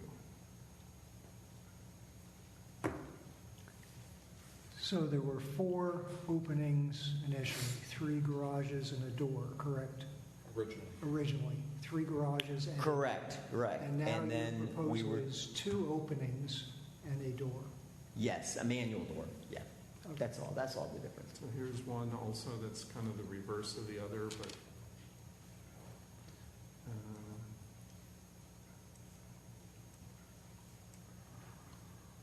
that has drawings, but it's... No. I think it was after that email. That just was the door. What's that, 814? Well, after... Yeah, after 814, so I think it was...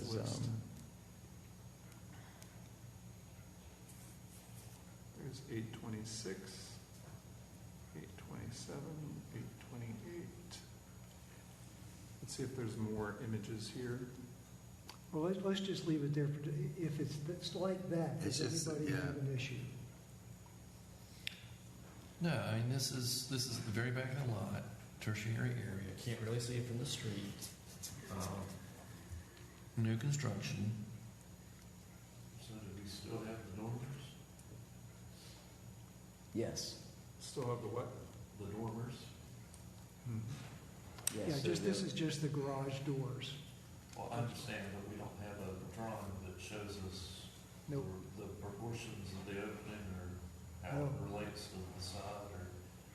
So those dormers are still where they were before? Or have They're actually centered, so all 3 of them are centered up over the... well, they were down there. Right. No, they're... Yeah, I say, are the dormers now over the doors, or do they remain where they were before? They're centered 3 over equally on top on the 2nd floor. Now, when you make the change, well, then, okay, so the dormer be on the center of the door opening. That's what you're saying. Once you change the proportion of the door. My understanding from what he says is that they're centered on the roof span. Yeah. Yeah, so what you see there, they would be moved to the right a little bit, correct? No. So if that's what you're saying. They're going to be centered, yeah, they're going to be spread out over the 2nd floor equally. So the right and left dormers will be equal distance to the edge of the... Yeah. It looks much better. I could have swore we saw that, and you said, yeah, that's great, thank you. That was when you sent this one. Oh. Yeah. Well, no, because the new drawing actually shows the 2-car garage. Yeah. So I don't want to be uncooperative, but I'm a little uncomfortable with rendering a decision on something with all these moving parts. It's not... All right. So if I can get that to you tonight, email to you tonight, can we move forward after the next person? Can you get an email? If I guess you get it to us before we end the meeting. Or the hearing, sorry. Yeah. Okay, I'll get that drawing. I mean, he may not be coming back, and so you might be talking about 2 to 3 minutes. I can get it in about 2. But we haven't had this. All right. All right, thank you. Okay. All right. Well, we can move on with one, and the applicant's actually here, but we would like to continue 206 to 208 Metcalf Street. The request was that it be until January, but we do not have our 2026 schedule yet. So since we can't give a precise extension, I propose we move it to the October 15th meeting. Perhaps we'll have the 2026, just for our purposes, to be able to schedule you for January. Do we have a motion to continue this to October 15th, 5:30 in this room? Mr. Chair, I move that we move the application for 206-208 Metcalf Street to a time certain, and that would be October 15th, 2025, regular meeting. Here at City Hall. At the request of the applicant. Here at City Hall. Here at City Hall. Second. All those in favor? Aye. And again, we'll address January, hopefully, at that meeting. Right. Before the hearing, actually. Yes, yeah, and we'll probably do that as part of the Consent agenda. Okay. We are ready for Trent Court. Reggie, how are you doing? How did your meeting go last night? Well? Did your meeting go well last night? Good. Good. So we're considering... This is part of new business, and you're skipping old business and general public comments.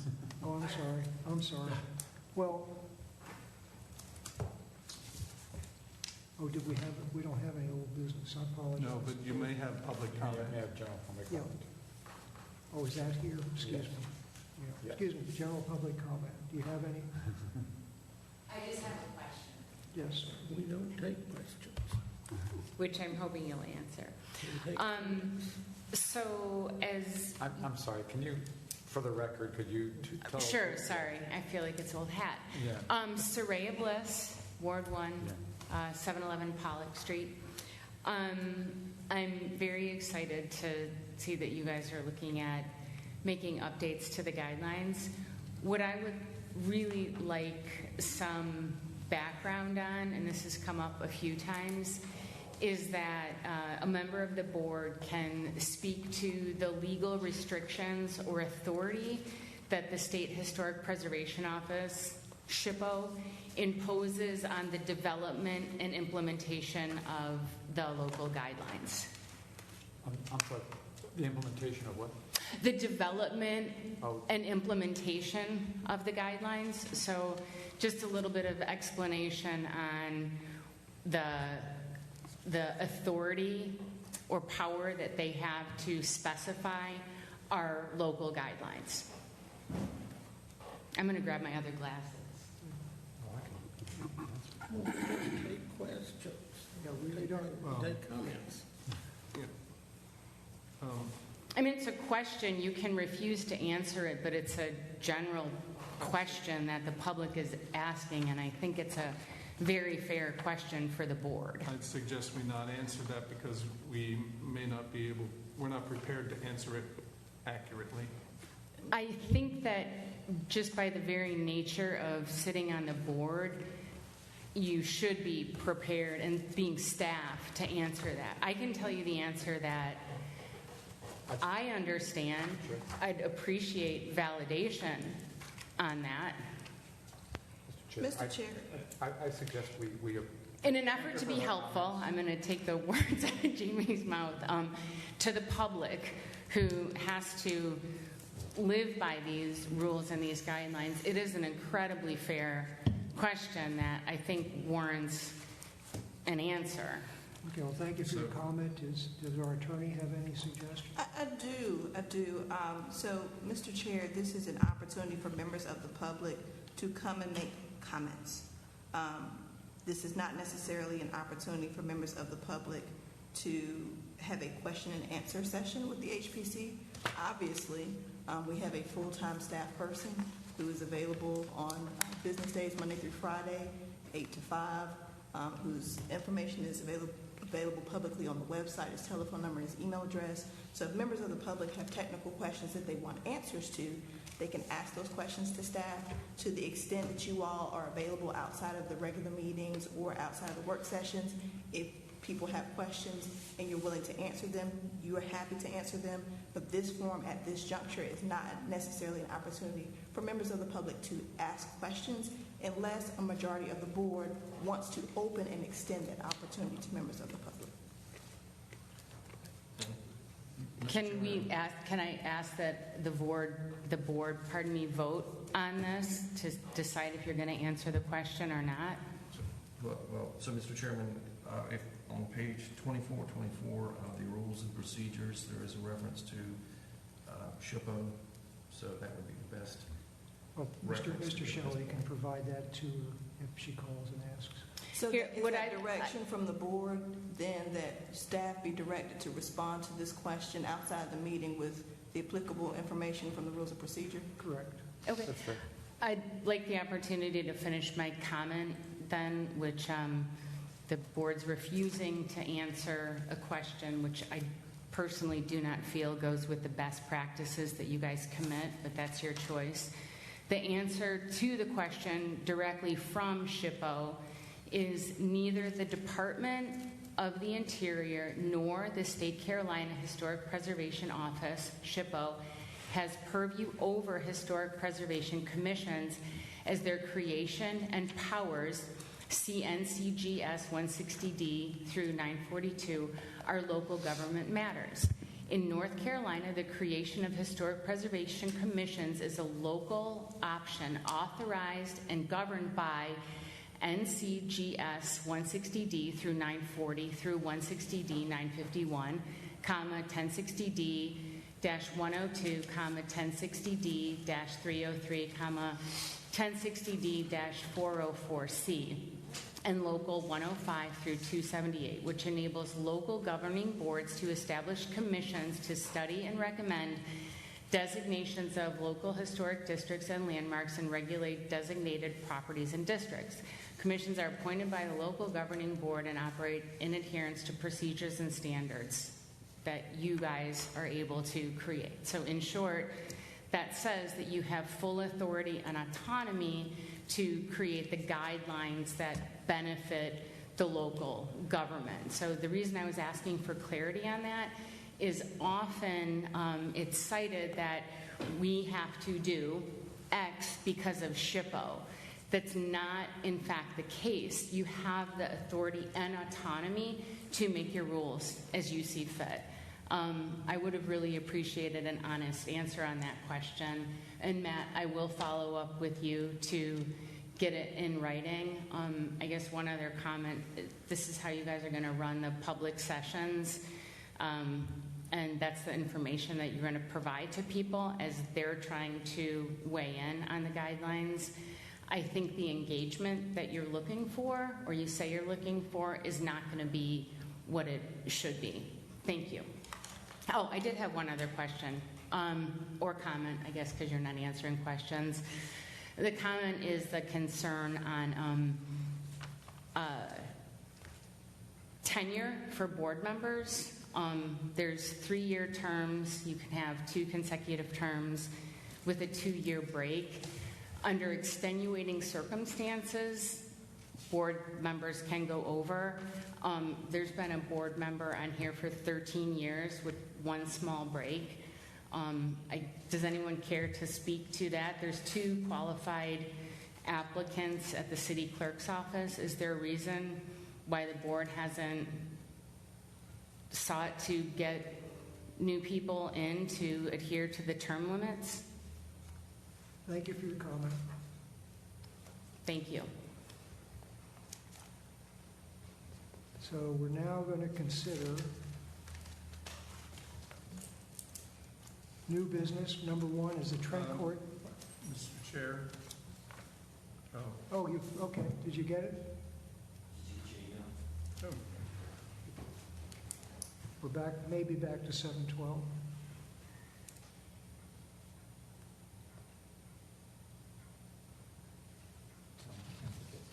Yeah.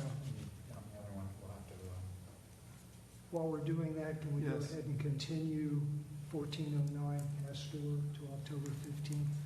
Somebody make a motion, please. So moved. Well, you have to specify the location and the time. You specified it. I have so moved. Somebody else do. Mr. Chair. Go ahead. Well, so he was No, not able. 1409 Pasteur. Okay. The other, Okay. yeah, 1409 Pasteur. Mr. Chair, I move that we continue the application for 1409 North Pasteur to the next month, which would be October 15th, 2025, at City Hall at the regular meeting, because the authorization for the representative to represent the owner was not provided. There was not a representative or an owner's representative here at the meeting. Is there a second? Second. All in favor? Aye. Motion is continued. Excuse me, application is continued. So now, new business, Trent Court Wait, letter. before you did you get the email? What? Did you? Yes, I got the email. You got it? Yes. Pictures? Who did the second on that, actually? It's up. You did the motion, who did the second? I did. Tim, thank you. Unanimous. Thank you. All right, now back to 712, Pollock. So if you go back to The elevations. there you go. There we go. So does that make sense? Can I look at the elevation?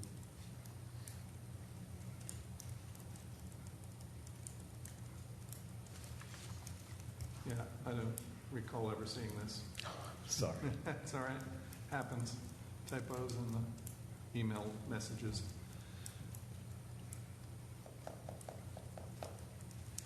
So this one would supersede then the other one, which has the door on the side as well. So what do these doors look like now? That's a craftsman door. You talking about the garage doors? Yeah. So we had originally gone with just steel doors. And then we tried to do this without having another meeting. And we were trying to make the doors look like they would be two separate doors. So we found doors that looked like that, but they came with windows, which are more expensive. And I thought we could do this without another meeting, so I said, well, how about if we go with these doors? Well, we were kind of thought we were on the same page with this, and then we decided we'd have to come back to the meeting, but the drawings already reflected windows in the garage doors. So there would be windows at the very top of them. So you would be able, if this drawing is approved this evening, you would be able to, on condition, provide the matching, an image of the matching door that would match this illustration. That's what you had earlier. That Not was the exactly. picture. Okay. So the picture brown of the ones, you mean? door was the white door with the windows at the top.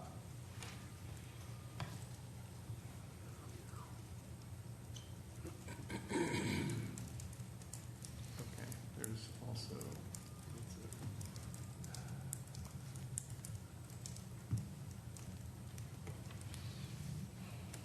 And in the email, you said, okay, which one of these three? And then I said which one, and you said, okay.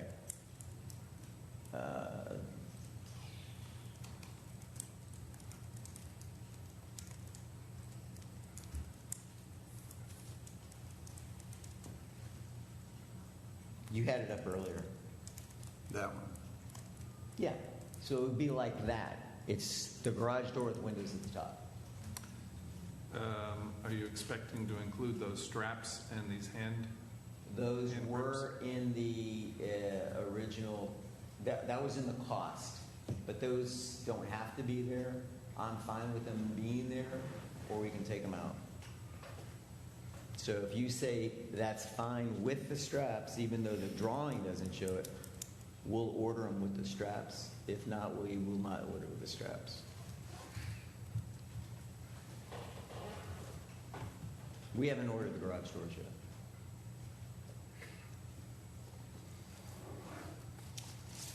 Okay, since this is a continued one, I presume there's no one here to speak for or against it.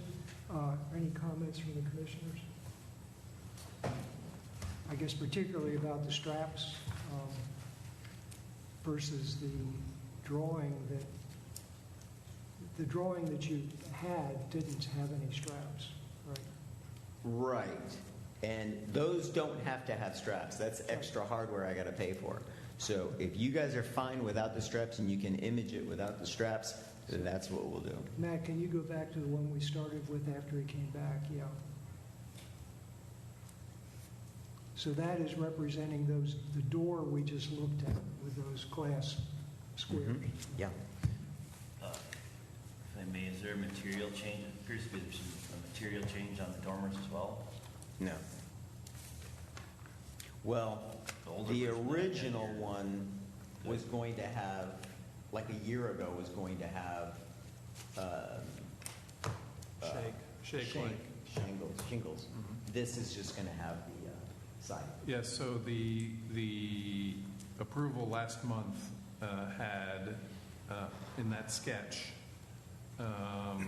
indicated siding like this all the way in the dormers and on the sides, all the way to on the whole side, like this on the right and the left. Yeah. So let me see. I guess that's probably in here. Oops. While Matt's moving around, it appears the corner boards on the dormers are different width than the corner boards on the lower part of the garage. Is one, am I reading that right? Two, is that what you need to do? I'm sorry, I can't hear you. What? I'm sorry. The corner boards on the front elevation that we were just looking at with the proposed doors appear to be a different width than the corner boards on the lower part of the elevation. And my question is, am I reading that correctly? Or is that your intent? The 4-inch corner boards? Correct. Yeah, that matches the house. And so what dimension are the corner boards on the dormers? For the record. It'd be 4 inches if they match, is that? Even though they're not dormers, so. Yeah, so it's 4 inches on there, right? I can't even see it. Oh, here we go. Oh, the trim? You talking about the trim? No. So here, let me pull it in closer. So he's talking about the corner boards here on the side of the wall, of the corner of the front wall, and then the raking side, i.e. this corner board right here. Seems like they're the same. But And so to confirm if they're the same, and the lower one's 4 inches, the upper one's 4 inches. Right. that's what we're asking you to confirm. I can't even hear you. Are you asking me to confirm what? That this, are you looking at the image? Okay. Okay. So this is the corner board on the first floor, and then this is the corner board for the dormers. Are they the same size? I would think they would be the same size. Thank you. Okay. And then it appears the house up on Pollock has a narrow corner board. If you look at the photo farther up, more like 4 inches than 6. Oh. You're talking about The grade. when we go to the... When you go to the actual house to pick up the detail of the house. There. Farther up. Oops. That's one.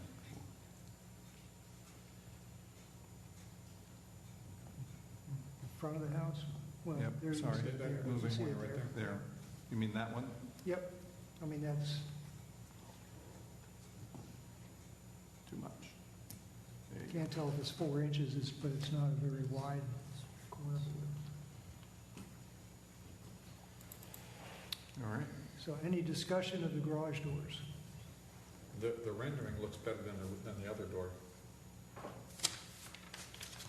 The rendering Looks better than the actual photo. with the strap? That one, yeah. Yes, I think I... With the windows and everything, but the one that you're ordering is the one that had the picture that shows the straps, correct? That's the one that you're looking to order? He doesn't need, Not the straps, but Strap just or those. accessory. Not the straps, but that's the picture, right? So the picture on the drawing doesn't That show all the hardware that shows on this picture. And I can go either way, but when Matthew and I were talking, we thought that we would be able to go this route and not have this whole another meeting, and that's the picture I have, but I didn't order anything yet. Okay. it's not evident on the big door, but if you look at the smaller door, it appears there's some embossing, I think it is. vertical big, too. embossing there. I think it is too. If you could look at it, some like fake bead. This looks like elevated panels on the left. And I think it's on the full door too, it's not visible, the shadow line. What is our concern? The windows. Doesn't matter. The concern was we're reducing the number of openings on the Yes, that's the, primary that's, AC. instead of worrying about the straps, are you okay with the openings? Yeah. Well, I think that's the question: is does a strap give you that appearance of two openings?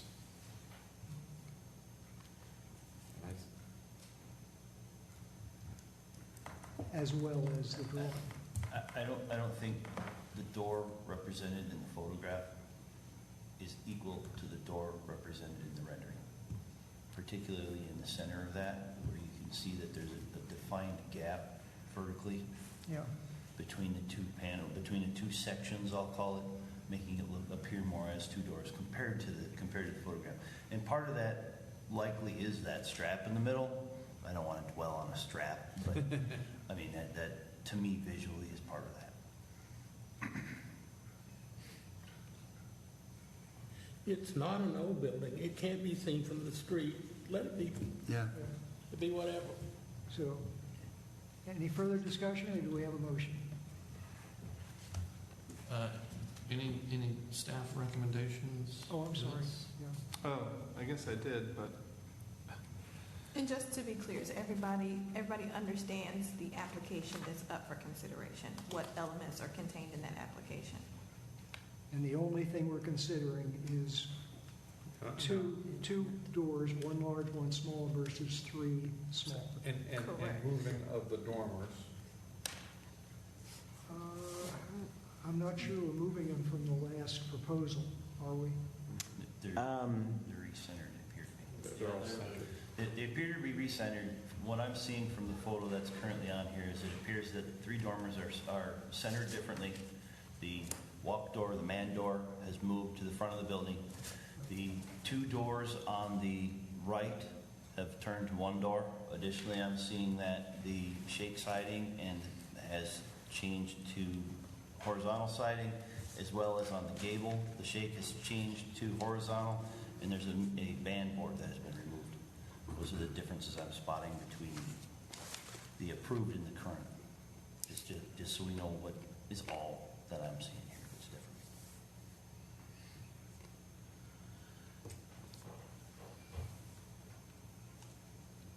But didn't we approve the COA last month? It already had changed from the shape to the horizontal. yes, that's correct. So I think on this, It was amendment, notated on this sketch here. only on. I think for this one, it's really just okay. the. I apologize. Yeah, that's all right. I think the dormers did get centered different than what we approved, and I think it's combining those, the two garage doors on the right into a single double door. I think that's what the amendment is. Is that correct? Yes. Right. It doesn't help when the plan that was finally submitted, one, did not include the siding that was approved and did not leave the door where it was approved. So that didn't help. But if we're simply changing the design from the three garage doors to these two garage doors, the door is the same, the siding is as approved, the door is as approved. It's just the dormers are moving, and the door is one double door instead of two singles. Those are two changes. So any Do problem? you agree? I agree. Any problem with the dormers then? Let's start at the top. No problem with the dormers. And at the bottom, any problem with the doors as proposed in the photo? No problem. No problem. So then are we ready for a motion? Mr. Chairman, I move that we find the proposed amendment to 712 Pollock Street to be not incongruous with New Bern's Code of Ordinance sections 15-411 to 15-429 and New Bern's Historic District guidelines based on the following guidelines. Matt, can you pull up? Yes. My laptop is dying here. Yeah, do you want this? I happen to have, I revised the thing to account for the doors, but not the dormers. That's all it is. Yeah, so design principles 3.1.1, 3.1.2, windows and doors and openings, 4.3.2. The proposal is to change the garage door configuration for the accessory structure in a tight redevelopment pattern. The proposed changes to design meet the requirements of the Historic District guidelines. Zoning administrator and chief building inspector have reviewed the project and made comments. The proposed amendments, proposed changes are not incongruous with historic standards and does not diminish the special character of the historic districts, just so that we capture this, the conditions are that the dormers are equally, based on the image that we saw, this is what we're assuming will be executed. The dormers are equally spaced and clad with siding as demonstrated in the image. The image with the single and double doors with glass reflects the design that we're approving. Second. All those in favor? Aye. Any opposed? Motion to issue a COA? An amendment. Amendment, excuse me. An amendment to the COA. I move we issue an amendment to the COA. Second. All those in favor? Aye. Aye. Opposed? All right. We're good? See you next. I found some keys over here on the second bench, so somebody may be coming back. I just had a quick question. Did you guys call for people that had standing in that case? There's no one. There's no. No? Do you live within? I do, and you did not. Mr. Chair, I think you asked the question if there was anyone here who had any comments. You do. I don't think so. And I'm not sure if anyone. I'll watch would. the video, but I don't think so. Perhaps not. I just don't recall. I think you did. I think If she has comments on that, I know it's a little after the fact, but Do you that's have a fine. comment? No, you guys decide. Okay. I think it's great. I think that one would have to be trespassing If on this property. if someone has something to say, they need to come to the microphone. Let's move on. No, the only comment I have is you didn't procedurally ask for people that had standing. Appreciate you noticing that. Okay. Who made the second on the amendment? Tim did. Richard second, Okay. I think. Thank you.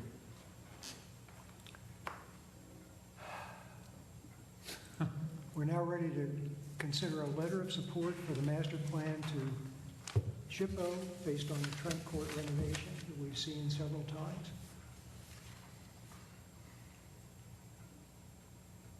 Okay. So So they've prepared, as requested, a presentation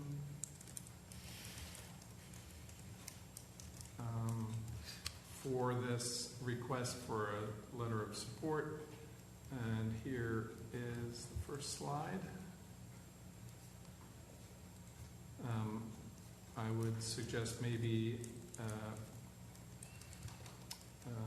Reggie come forward and make the case, I suppose.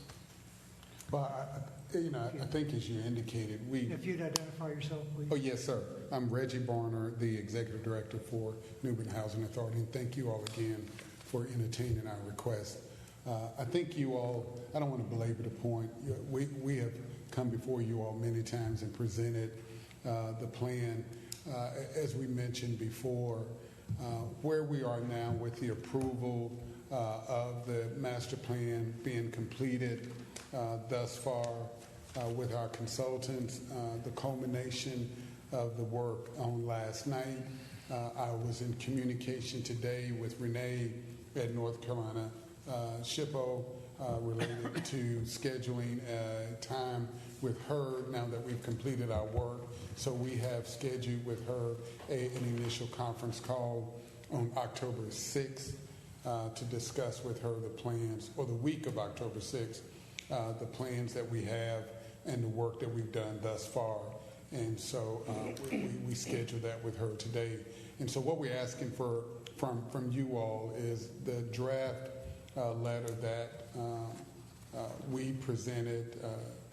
The attorney made some adjustments to that, and we're asking for your support to be able to present that letter to SHPO to go along prior to our call with Renee, so we can move forward in this community finally to at least get those buildings that have been sitting there unoccupied since 2018, get those things demolished at some point. So that's our simple request. Are you pretty comfortable that SHPO is going to like the letter, that it says the things they needed to hear?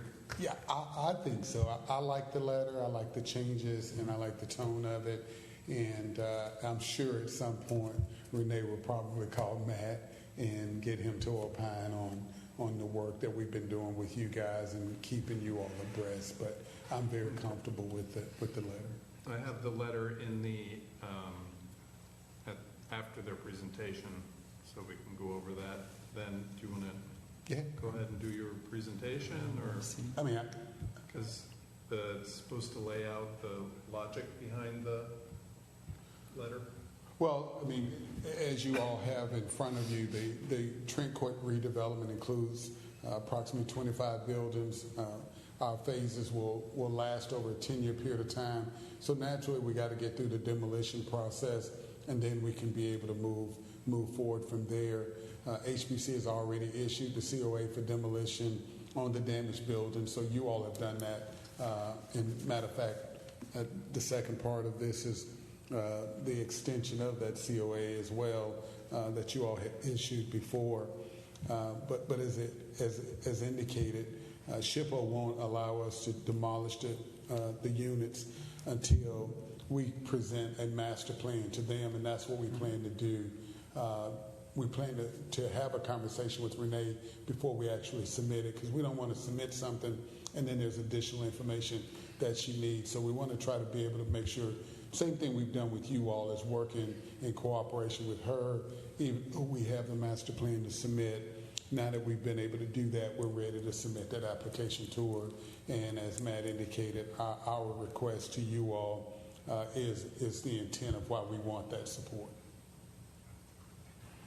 Because you want us to be able to tell SHPO that you're comfortable with the master plan direction and the demolition. Correct. Okay. And the letter of support contents?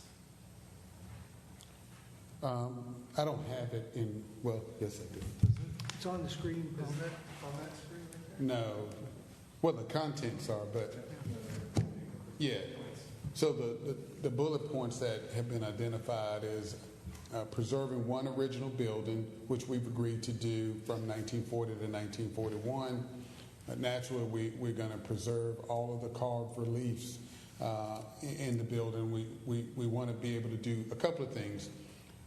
In the park or in the new park area, we want to be able to create some monuments and using some of those bar releases there. In some of the new buildings we plan to build back, as well as in the Charles Taylor building that we're going to utilize for the office. We're going to put some of those reliefs on the building there, stepping heights and density down, adjustments for historic contacts. So, one of the things that we're focused on in redeveloping this is to really make sure that our master plan addresses designs that are consistent with what you all want within the particular areas. And the letter indicates that the HPC supports the direction of the master plan and would be comfortable with SHPO allowing the demolition of the 13 damaged buildings, and that the HPC understands that each phase of new development will come through the process for a certificate of appropriateness. And that's the biggest part, to make sure that they understand that we can't go forward with any new development without coming back to you guys, asking for permission and making sure that we're working in cooperation. And that was one of the concerns that SHPO had before.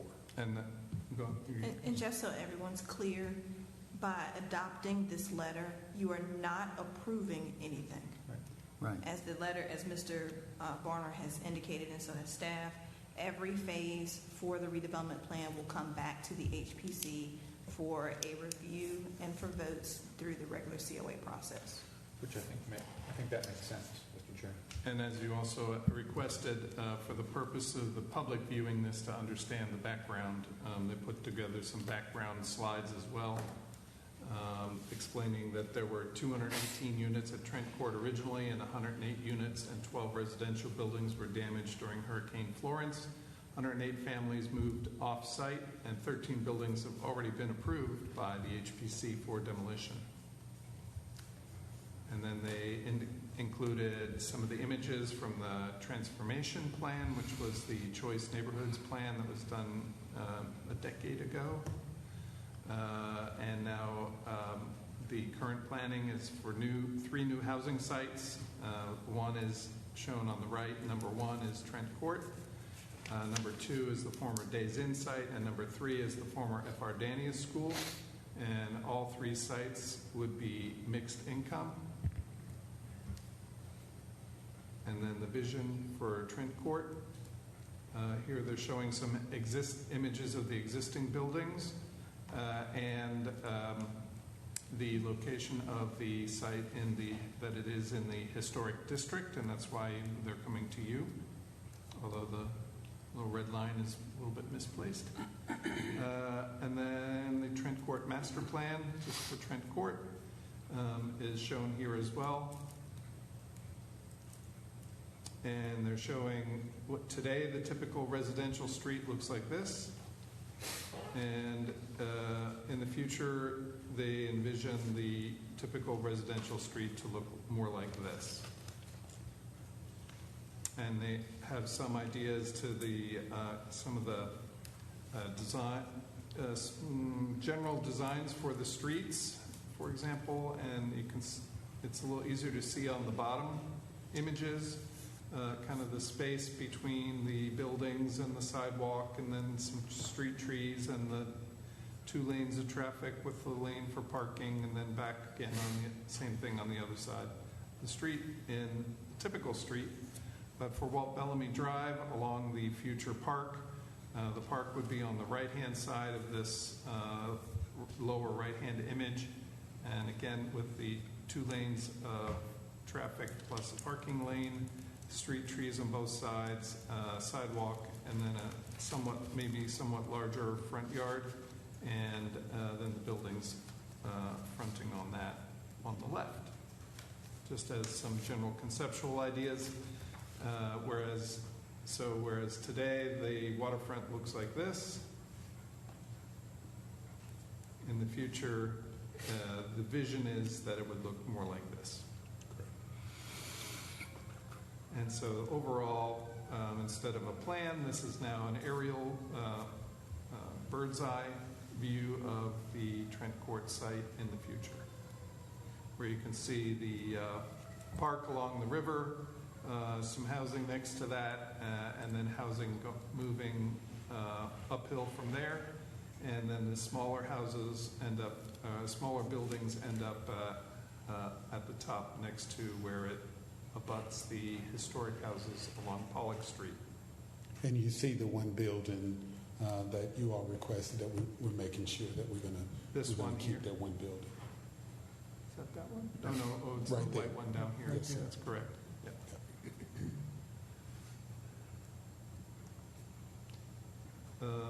Oh, and so here they're showing this is the building and this is where it's located in the overall plan. They will be preserving the entire building, including the carved reliefs, and they'll be renovating it as housing. Correct. And these are some images of those bas-reliefs.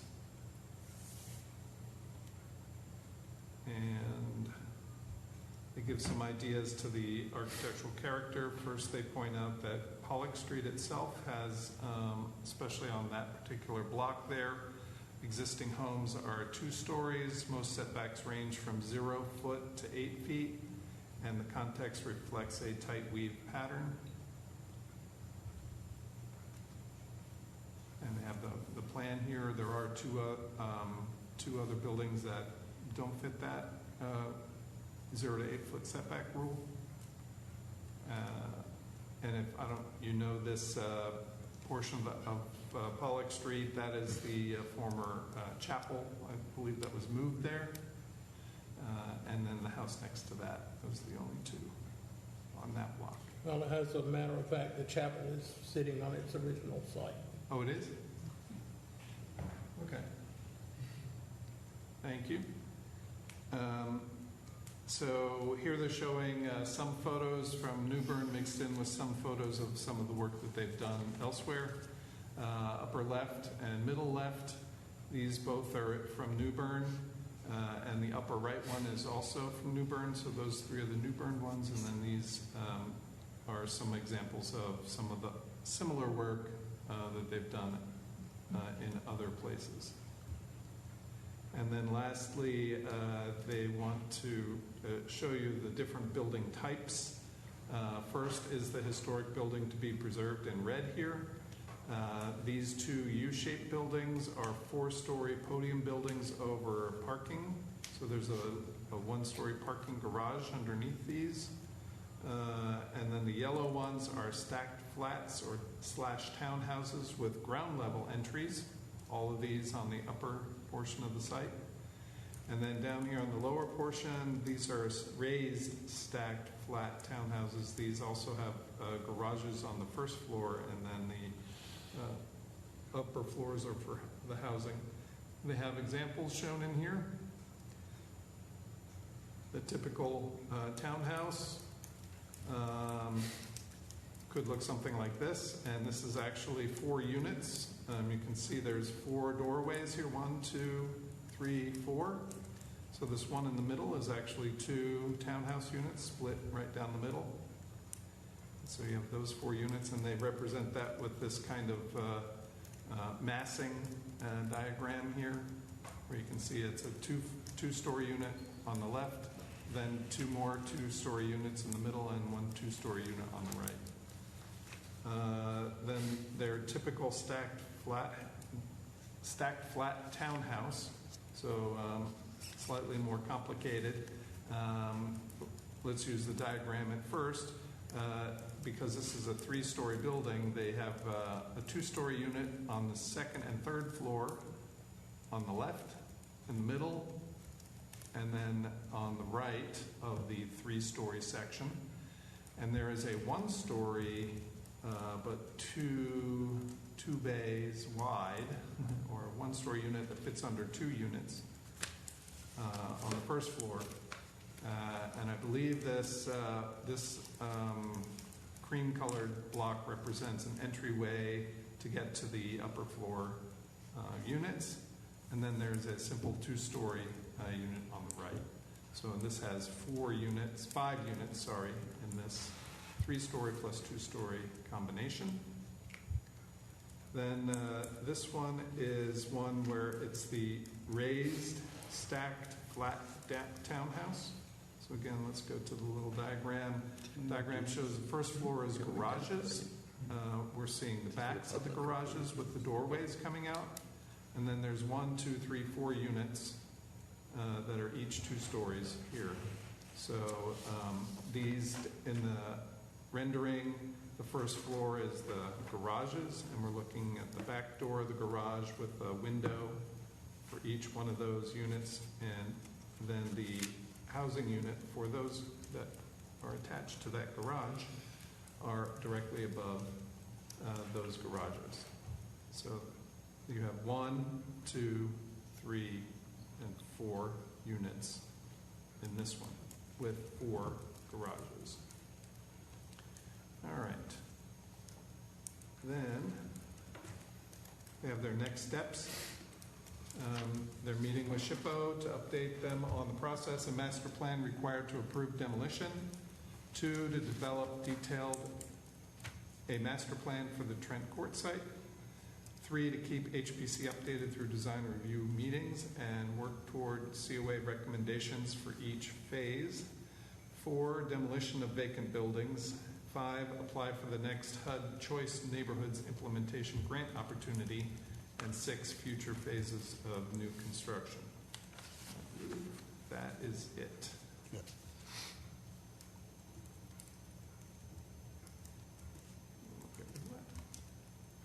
So have members reviewed the letter that was in the packet? Anybody have any issues with the letter? So the letter is right here. No, I think the concept that the attorney talked about earlier is an important one, that we're not approving any COAs this evening. All we're saying is that the direction seems to meet our standards, and that as buildings get closer to implementation, that they'll come back to us for review of each individual project. Yes, sir. But a project may be multiple buildings, correct? Correct, in multiple phases. Or neighborhoods. Yes, yes, sir. Yeah, and I think one of the drivers, if you go all the way back to the beginning when we started this, one of the key drivers is that HUD has said that they will not provide funding for rehabbing housing in a floodplain. Right. So that's really the starting point of this. This is a very large project spanning multiple years. We know that there are a lot of players and funding sources. This is federal, state, and local. This may be one of the largest, most complex projects that the HPC has had to deal with. And it's in the past 40 years. We've seen the master plans. We've seen some potential designs that seem to complement the historic districts.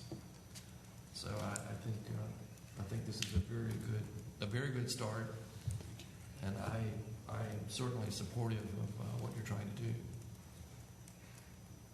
I concur. Any other comments? And I will point out, it does say a 10-year plan, so it's not going to happen next month. That's correct. Yeah. That's correct. I now have the letter on the screen. Okay. Do we need to read this out loud? It's up to you. No, sir, not No. necessarily. The document has been circulated to members of the board. has The been. document was included in the, I think, package that was uploaded online. A copy of this document, if it is approved and executed, will be on file in Development Services in the HPC Administrator's Office. So if members of the public have questions about the contents of this letter, it will be available. So do we have a motion to approve the... Matt, can you scroll back up to the very top? So I've got some reference point. Yes. I'd like to make a motion that the HPC votes to support the conceptual design as proposed by the New Bern Housing Authority, as laid out in the letter that the Housing Authority sent to the HPC administrator and distributed to the Historic Preservation Commission concerning the redevelopment of the Trent Court area. You might note the date of the letter, The date of the letter is, September 18th. yeah, I can't see it here, but yes, the date of the letter is September 18th, 2025. And the title. It's, let's see, sent via email concerning redevelopment of Trent Court, demolition of 13 flood-damaged buildings. Is there a second? Second. All those in favor? Aye. Thank you. And then we need to extend the COA, correct? Well, that's the next item on the agenda, so you okay with this, all right? So the next item. Oh, sorry, that's the wrong. So this is the current extended COA for the demolition of 13 buildings and redevelopment of the land area. That was extended on August 29th, 2024 for the original one that was approved on 10/18/2023. So the extension was to be to 10/20/2025. So we would like to. And that it was, the first extension is done by, can be done by staff for up to 1 year, which is what that was. And then anyone after that, any subsequent extensions must be done by the HPC for any extended amount of time they desire or you desire. It's not limited to 1 year? You and Reggie talked about time? We have not. You can ask him. Is there a time you prefer based on your experience as HPC administrator on a multi-year project where future boards will be doing? Yeah, so I would suggest that you consider not only the complexity of the project, available financing potentially, I suppose, to complete the project, but also the ability to start the project really is the main thing, because if they can't start the project, or once they start the project, they no longer need any extensions for the rest of humanity's But this is existence. only for the demolition of the buildings, which I'm assuming would come early in the... Well, that was an Ask assumption him your everybody question had again. years ago. Ask him. So I'm going to suggest that I'm going to make a motion that we extend this COA for 5 years for demolition of the 13 buildings. Okay. Second. If I may, though, add, I didn't get to quite finish. The other thing to consider is the fact that an extension should consider whether or not the standards have changed substantially enough to affect essentially a reapproval of the project. So that may be something you would want to consider as well. I think because this is just a demolition, this is not an approval of any of the buildings. What's that? There's a motion. Was there a second? Yes, I Okay, so there's a motion, second. This is discussion. This is discussion. Okay. And who was the second? Richard Parsons. Somebody over there. Thank you. So I'm okay with the 5 years. I think that's a reasonable time frame, and I think in 5 years, if they're not demoed, we can talk again, Reggie. Yeah, we'll be demoed by then. One can hope. You have to do it yourself. Call the question. Exactly. Call the question, Mr. Chairman. Okay, and so, just to clarify, are we extending it for 5 years from 10/20/25? Yes. Yes, so we're sticking with 10/20. All those in favor? Aye. Opposed? Motion carried. So the new deadline is 10/20/30. Yeah. Thank you all. Appreciate you. Thank you. Okay. Good luck. The next item is the consideration of additions to the minor works list. And if you recall that they were presented to us at design review, a few of us had comments. And what I'd like to do is just say my thoughts, and I think the thoughts of those of us that commented, back to Matt. We've worked to evaluate those options, but make the key point that the administrator is still using the guidelines and standards to evaluate any application and providing guidance. The administrator also may advance the application to the HPC for consideration if there are concerns or issues that require guidance or determination. The administrator may not decline an application, but he may provide guidance and input. So my thoughts are, the goals here were to improve applicant interactions, the speed of approval, the cost for the applicant, to recognize door and window opening modifications in the tertiary AVC are seldom debated, to recognize other projects that are normally approved with little or no discussion or change, and also to reduce the HPC administrator's notification requirements because he has to do letters, signs, package preparation anytime it comes to the full HPC. So that's my thought in background.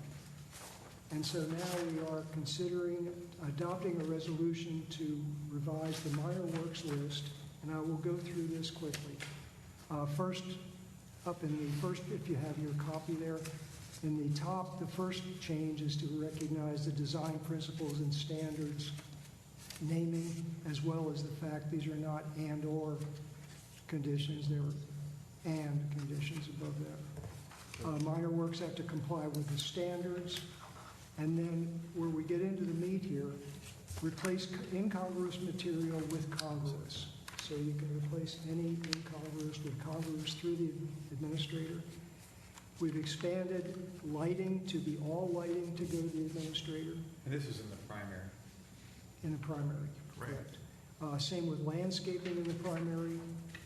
We seldom have any comments on landscaping plans. The current minors include driveways and walkways, signage, storm windows and storm doors, awnings, handrails, replacement of roofing, guttering and downspouts, masonry repointing, sculptures, public art, artifacts, memorials, fountains, and murals, fences, and we're adding garden walls and gates. We are removing a minor that said exact replacement of congruous material, which is already covered by replacement in kind. So we don't need to duplicate it here. And then any amendment to a major COA that would fall into any of these categories would also be considered a minor work. In the secondary area of visual concern, which is basically the side of the house, items of minor work permitted in the primary are allowed, as well as accessible ramps, decks, terraces, patios, and we're adding pools without taking away without railings. Utilities, allowing the administrator to deal with demolition of non-contributing accessory structures and alteration of non-contributing accessory structures with no change in footprint. And then in the tertiary areas of minor work permitted in the secondary and tertiary areas, water-fed bulkheads and piers as we have now, but adding door and window openings and parking in the tertiary area. What you won't see in this list is what I think is our responsibility, and that is the appearance of things. So when we get into appearance, I think the HPC still needs to deal with that, but these are minor works. If we find we're missing some category, we can amend this ourselves. So with that, are there any comments on this? No, I thought it was well thought out, and I thought the comments made during and after the meeting were well thought out, and appreciate that. Good. So with that, is there a motion to approve a resolution be resolved by the Historic Preservation Commission of the City of New Bern that the Historic Preservation Commission list of minor works, a copy of which just was read, will be attached here too, and incorporated herein by reference, be and the same as hereby approved. Section 2, the Historic Preservation Commission list of minor works should be effective immediately, and Section 3, that city staff is hereby instructed to update the list of minor works published to the City of New Bern. Adopted this 17th day of September 2025. So moved. Second. Any further discussion? All those in favor? Aye.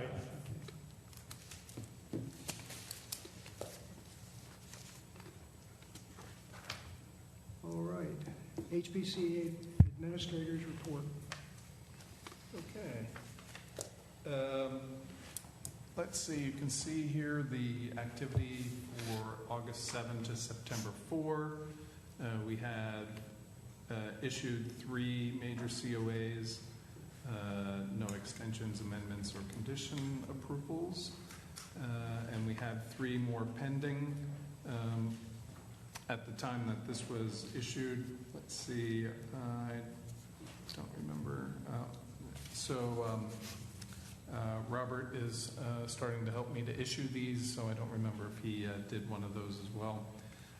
Then on the minor COAs, at the time this was created, published, we had 1 minor COA issued and about 28 pending.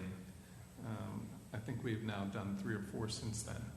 But I think we've also received 5 or 6 since then. So we're treading water, I suppose.